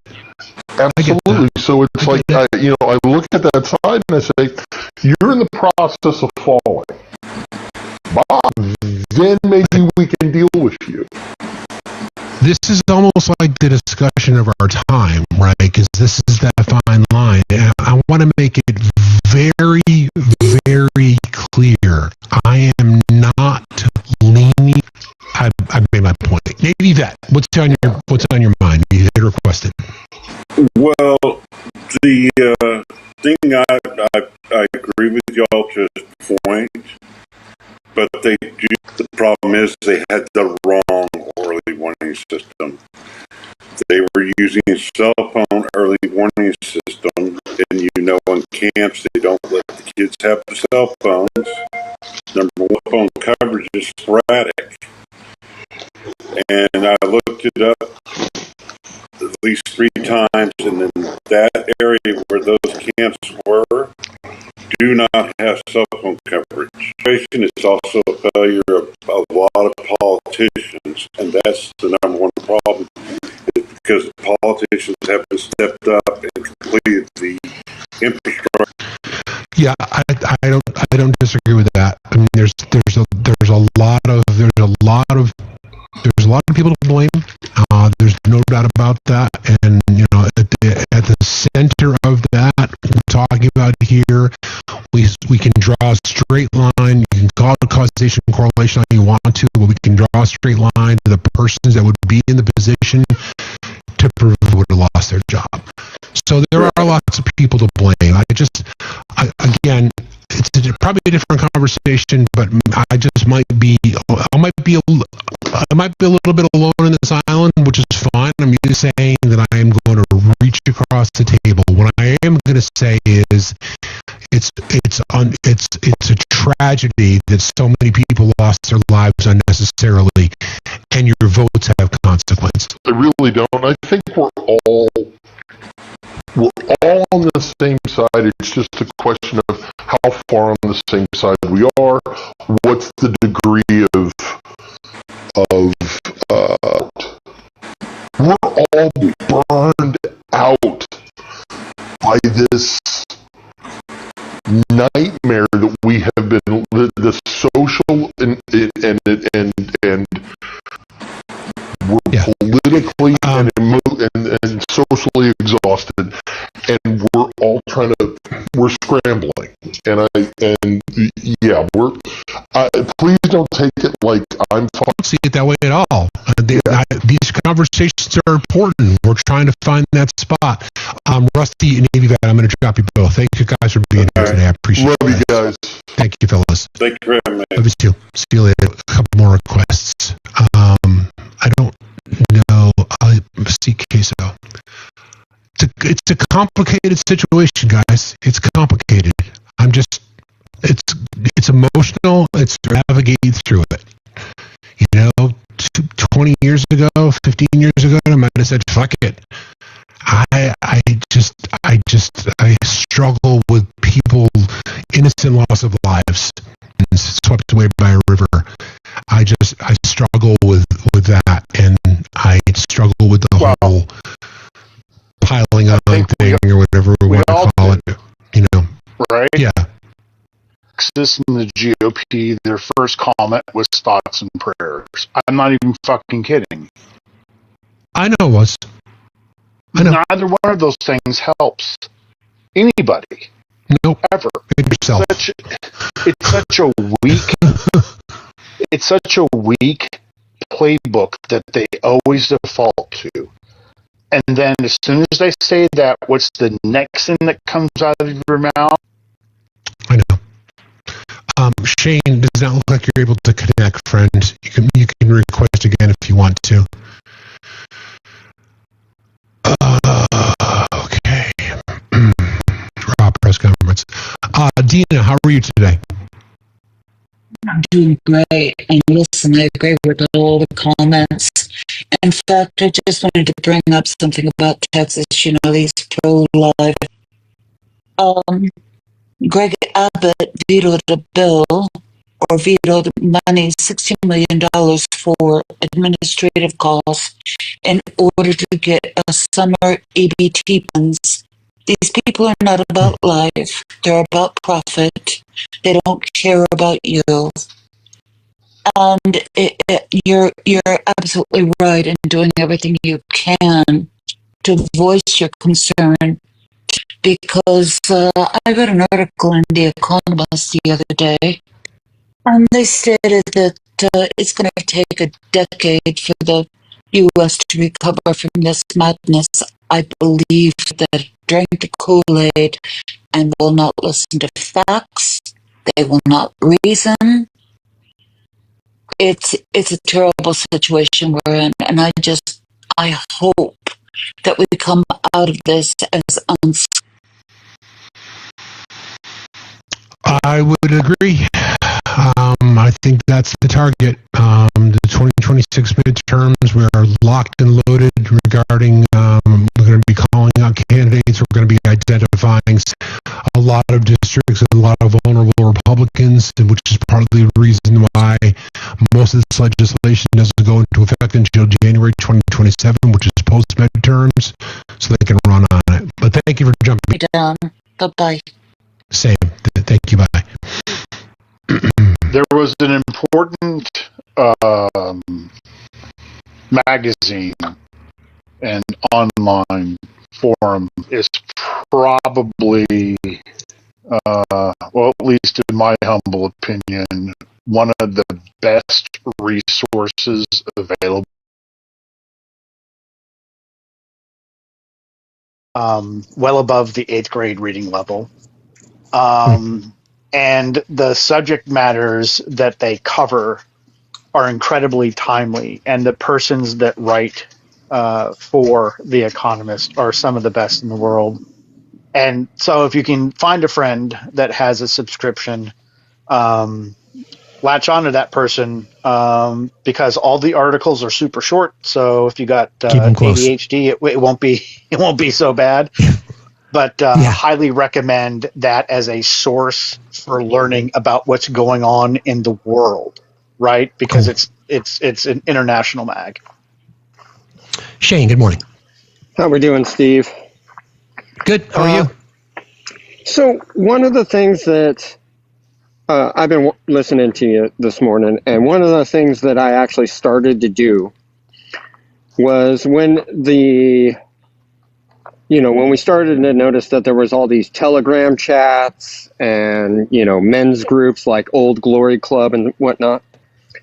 Yeah. I started tracking down these Telegram channels and these YouTube channels and these Substacks and all these things, because how do you beat rhetoric if you can't identify the rhetoric that is being said to these people to cause them to think the way they do? So I've been going into these spaces. Thank you very much for allowing me to take on all that toxicity. It's so wonderful. And the rhetoric is that empathy is weakness. We know that that is something that they've been preaching. However, if you go and listen to these groups talk, it's everything from every journalist are bastards to, every leftist is weak, and essentially it goes back to the republic, that how everybody, all the right likes to say they're a republic. They want to take everything back to pre-Civil War Union days. That's what this whole rigmarole, rhetoric, legislation, Project 2025, all of it is leading to pre-Civil War Union. That's what they want. And if you go into these spaces like the Old Glory Club and you listen to what they say it verbatim, and they lay out their game plans as groups. And one of the things that I have to give credit to the right and MAGA is they are unbelievably well organized, and the left is not. Correct. So correct. Yeah, I think it's more. I agree in sentiment. I would disagree a little bit. I think they want a redux of the Confederacy. So I think there's the elements connected to the whole "Make America Great Again" mindset, which is they want a time prior to civil rights and in many cases prior to women voting, but they like the idea of indentured servitude, chattel slavery, whatever it might be. So I think they want a redo of the Confederacy, quite frankly. But it's the same thing, I guess. We're just kind of talking about it from different sides. So one of the odd things that I've done is I don't go into these spaces using my real identity and profile naming. So I created a profile to be able to go into these spaces, especially like the Telegram spaces, because they won't. Good move. They will, they would look at my real profiles and be like, "There's no way this dude is one of us," and. Yeah. They, well, I can't, TikTok won't allow me to repeat the things that they say in those groups.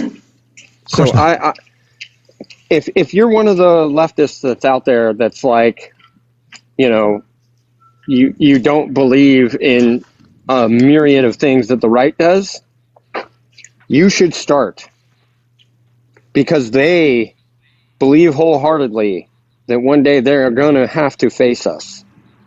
And that's what they're hoping for. They want that. So it's scary out there.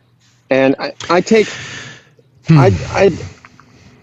didn't want to go into these spaces. Nobody wants to go to these spaces to learn about these people. And the more that I've learned about them, the more that I have myself become petrified. And it's not just about legality or legislation or Congress or any of that, because we can see blatantly that with three branches controlled by Trumpism, they can do whatever they want.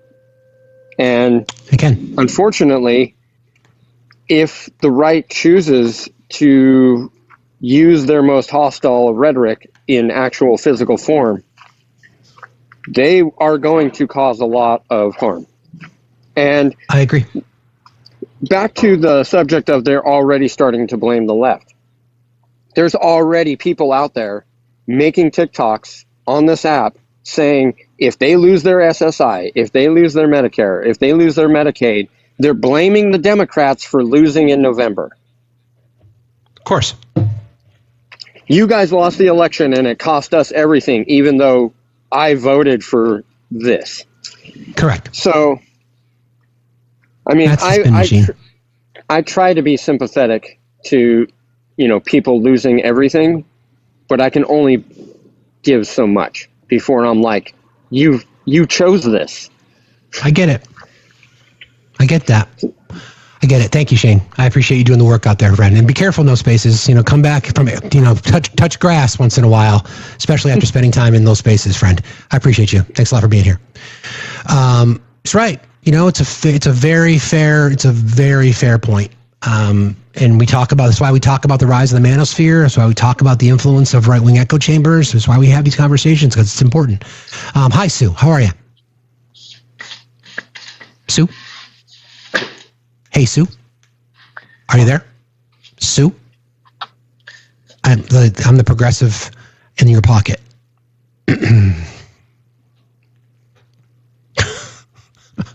Does it hurt to be in somebody's pocket? Sorry, I should not have done that. Anyway, my bad. Chelsea, how are you today? I'm doing well. How are you, Steve? Fine, thank you. Thanks for being here. What's on your mind? I just want a real quick palate cleanser for you guys. I'm about to go into my final exam for my first year back for my second degree. And good for you. Feeling very overwhelmed, and I just wanted to take a moment and maybe have two handsome fellas wish me good luck on this. Good luck to you, dear friend. Good luck to you. Good for you for doing that. What an amazing thing. And please let us know. Come back so we can celebrate you. Hearts in the chat. Hearts in the chat. Good luck. Hearts in the chat for our friend Chelsea, so that you can take that sucker home and destroy it and come back with a smile on your face. Let's go do it. Thank you, guys. Have a good day. You got it. Take care. Bye. Nice. Continuing Ed and a we. That is a palate cleanse. Totally.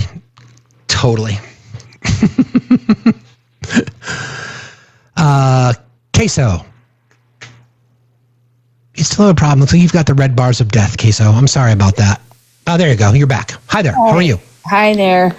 I just wanted to come on quickly and just speak as somebody who's actually from the Hill Country and from this part of Texas, that, Texas is not a monolith. And so it's really hard to hear people be like, well, this is what you voted for. Because it's certainly not what I voted for. But we know that. This is my community. Yeah, we know that. That is devastated. I get that. I understand. I think that's kind of the fine line. We certainly know that. Texas on the collective, sadly, has voted for this. Year after year after year after year. Yeah, absolutely. But I think it is important for those of us on the left who consider ourselves to be the party of empathy, the party of compassion, to remind ourselves that,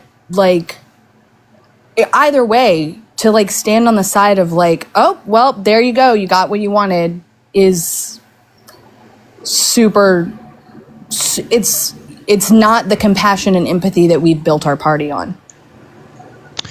Yeah, I mean, I hear what you're saying, and that's the struggle. I mean, I would even say that it's a party perspective. It's more of a human rights perspective, right? Like it comes down to humanity, basic humanity. And I just think from what we've seen, people who tend to lean liberal seem to have much more compassion and empathy towards things. It doesn't change the fact that don't have compassion and empathy in this moment, sadly. Right. Is what we're seeing.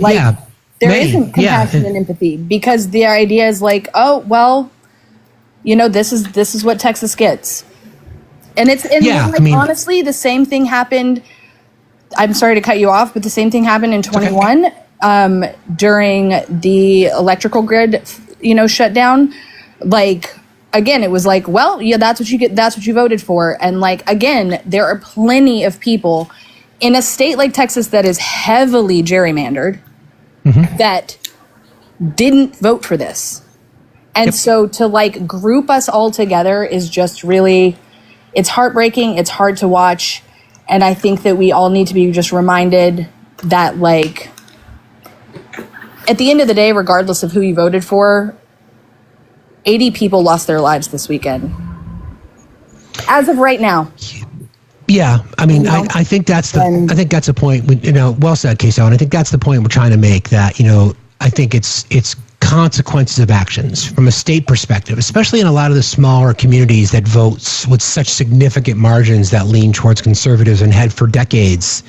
There are consequences of your actions, like anything else, right? No matter what you do, if you continually speed or continually drive under the influence, it's eventually going to come up to you. If you continue to vote for policies and platforms and for people who don't care about human rights and basic fundamental needs, ultimately something like this could happen. Sure. I'm with you. Sure. I think let's just all remember too that like those little girls who lost their lives didn't vote for anyone. Nope, they didn't. So, but that's all. Just a reminder. I appreciate that. Okay, thanks. I appreciate that perspective. Thanks, Queso. See you later. It's a tough conversation. I get it. It's a really hard conversation. But this is kind of where we're at now, right? This is sort of where we at. A lot of those people are going to have to be making some difficult decisions about lots of things. Like we try to remind people by just having these conversations. We'll hold space for this all the time. Gen X, how are you today? How you doing? All right. How are you? Can you hear me? I'm good. Yes, I can. Good. So I'm out here walking my dog, so excuse the wind sound, if you will, please. It's okay. If you need to drop me, it's fine.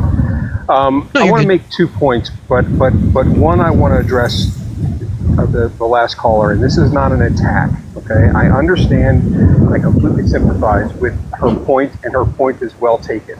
We all know, or at least we should, that in Texas, in Mississippi, in South Carolina, in Arkansas, there are a lot of people who are liberals who do not have power and did not, quote unquote, do this. Okay? So I'll start off by saying that, and then I'm going to do the but, right? The but, which invalidates everything I just said, right, is that sounded an awful lot like the not all men argument, right, to me. And I don't want to deep dive into that, but that's just was my impression. That's not what I came up here for. I came up to say 2 things.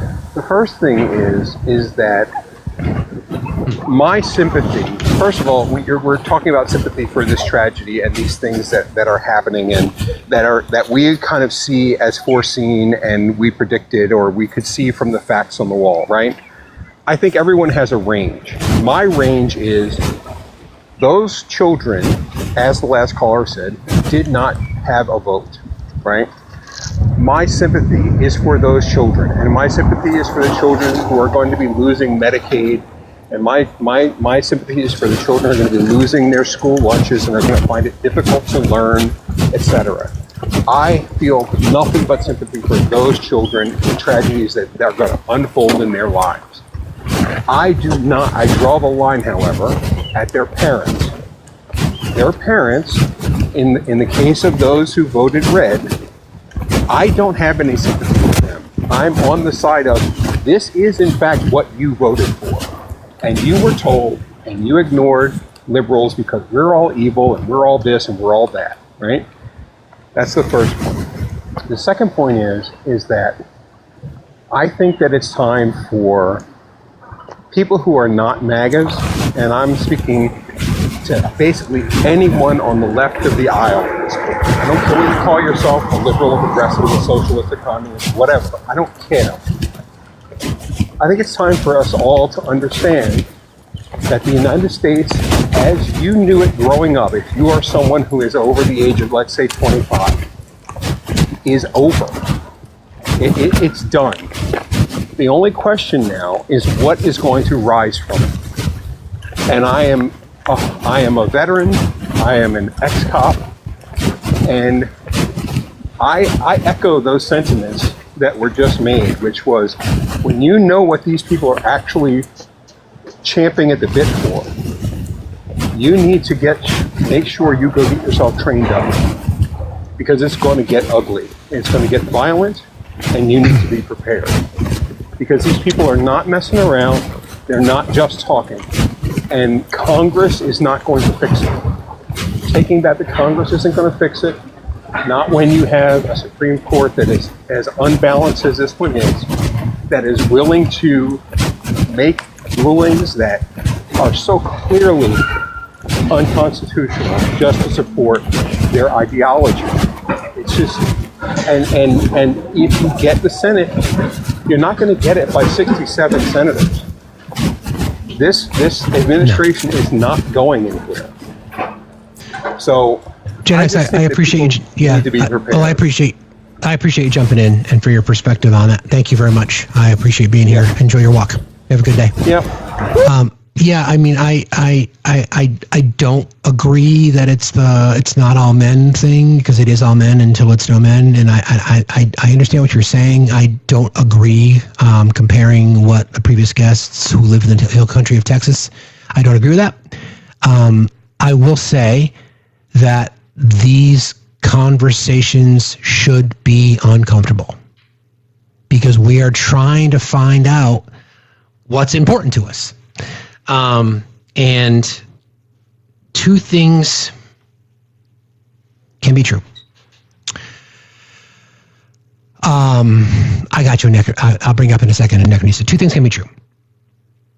What we witnessed over the weekend can be described nothing short of a human tragedy, where 30 young girls and their counselors and who knows however many else lost their lives. We can point fingers, and we need to point fingers because we want to make sure something like this doesn't happen again. We know that the children had nothing to do with this. They are victims, much like marginalized communities have been victims in our country for a very long time, just like members of the LGBTQIA community have been victims of our system for a very, very long time, et cetera, et cetera, et cetera, et cetera, et cetera.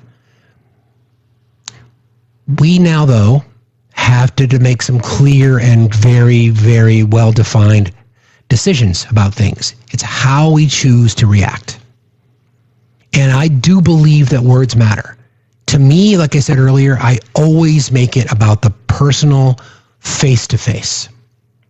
And even though we're saying, yeah, well, tough shit, that's what you voted for, at least I hope, I'm not going to say I highly doubt now because I'm not so sure anymore, but at least I hope that someone who does claim to be empathetic and a desire to make sure that marginalized communities are protected and supported, I would like to think that many people, if faced with a one-on-one conversation that you didn't initiate, but you run into somebody who lost their daughter in a horrible tragedy, that you would not say, hey, tough shit, sorry.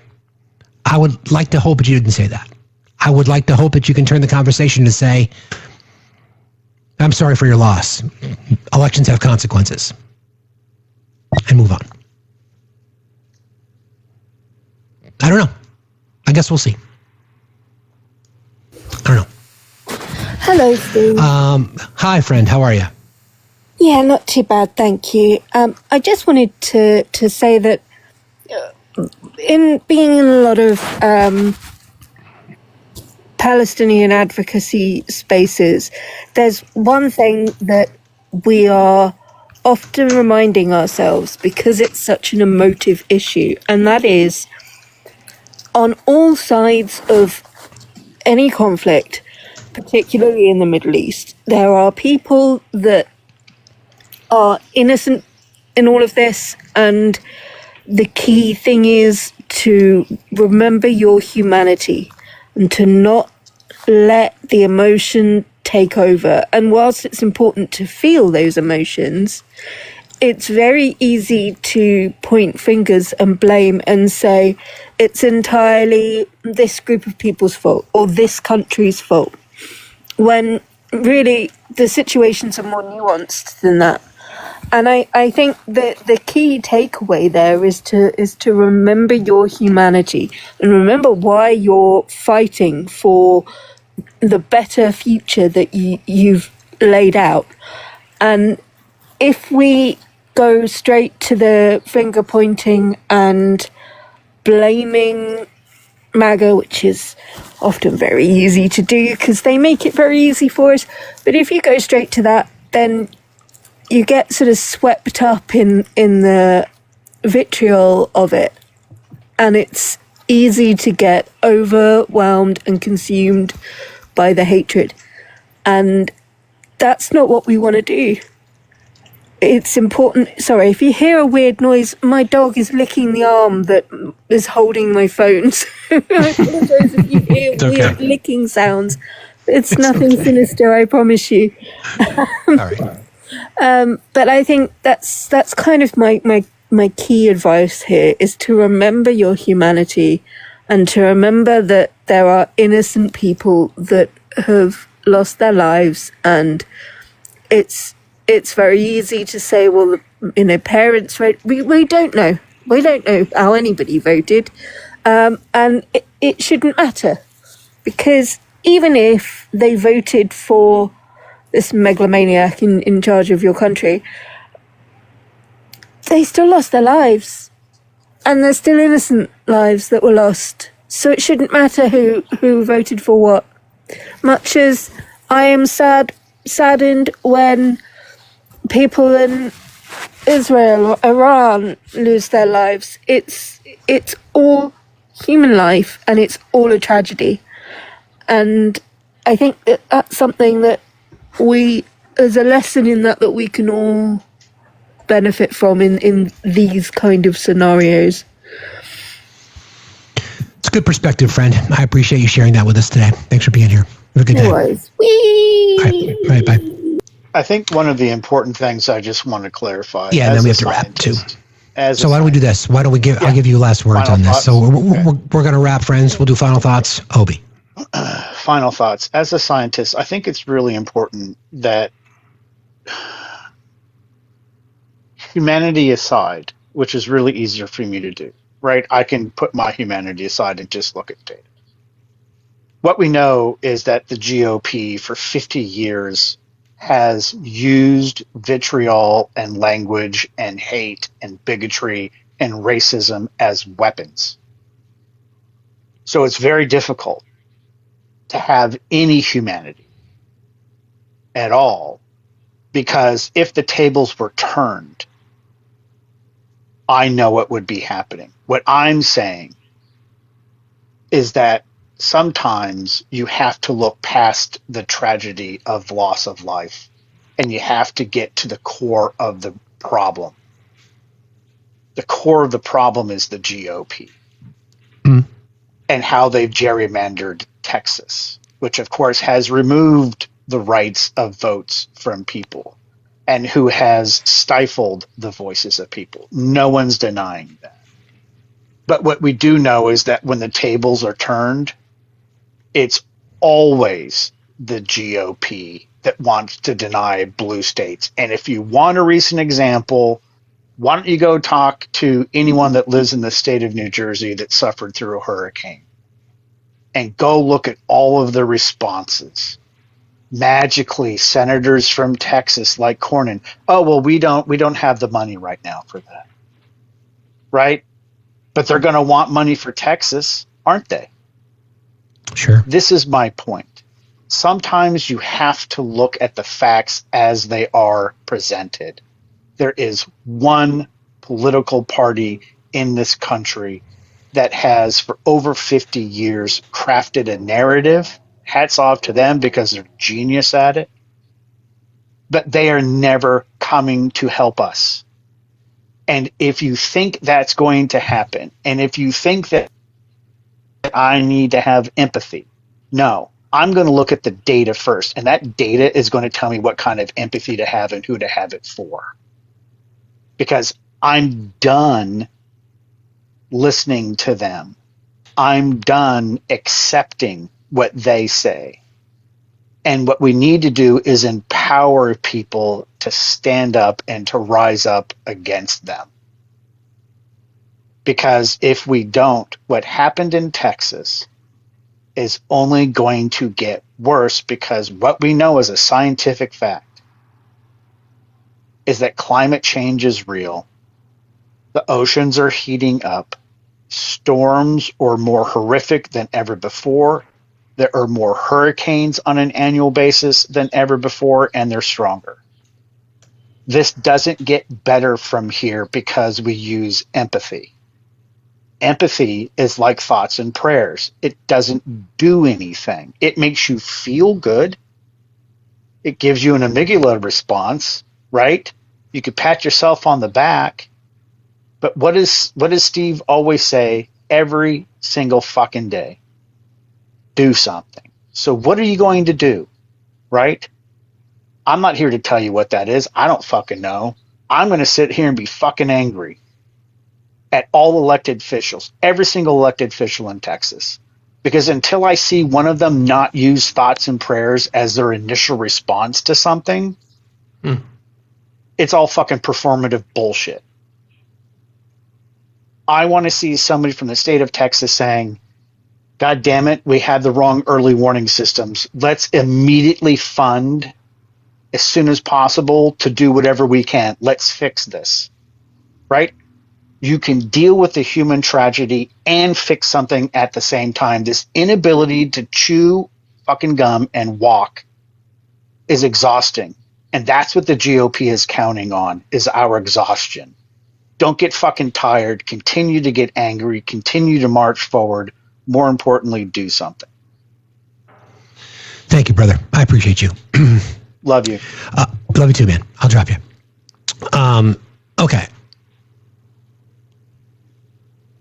Tough conversation. It's a really tough conversation. I mean, you guys know me, my chat knows me, my friends know me. My head I'm processing all this kind of information. I'm like, is there a blind spot there? Am I too empathetic? And, it's just like, I don't know. All these things are part of the process of this situation, because I look at this as grief in a way, right? Because, I'm grieving for the loss of innocent lives because they were at summer camp and there was systems that failed and they should have been informed. They should have been notified, and there were mistakes that happened. A lot of mistakes came from the people who are now in charge politically in that state. And that's real.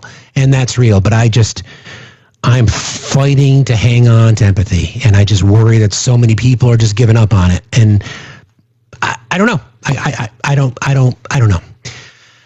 Thank you all for being here today. I appreciate that. Thank you all for all the support. We're going to rate our friend Olive. Please tell Olive we all said hello. We love you guys. I will leave you with this. It's incredibly important to always do something. We're all desperate to try to find what is that thing that is that's going to turn apathy into action, right? Frustration into motivation, those kinds of things. Is this it? I don't know, but I hope it's something. So as we say every day, I love you guys. Thank you, mods. You're the best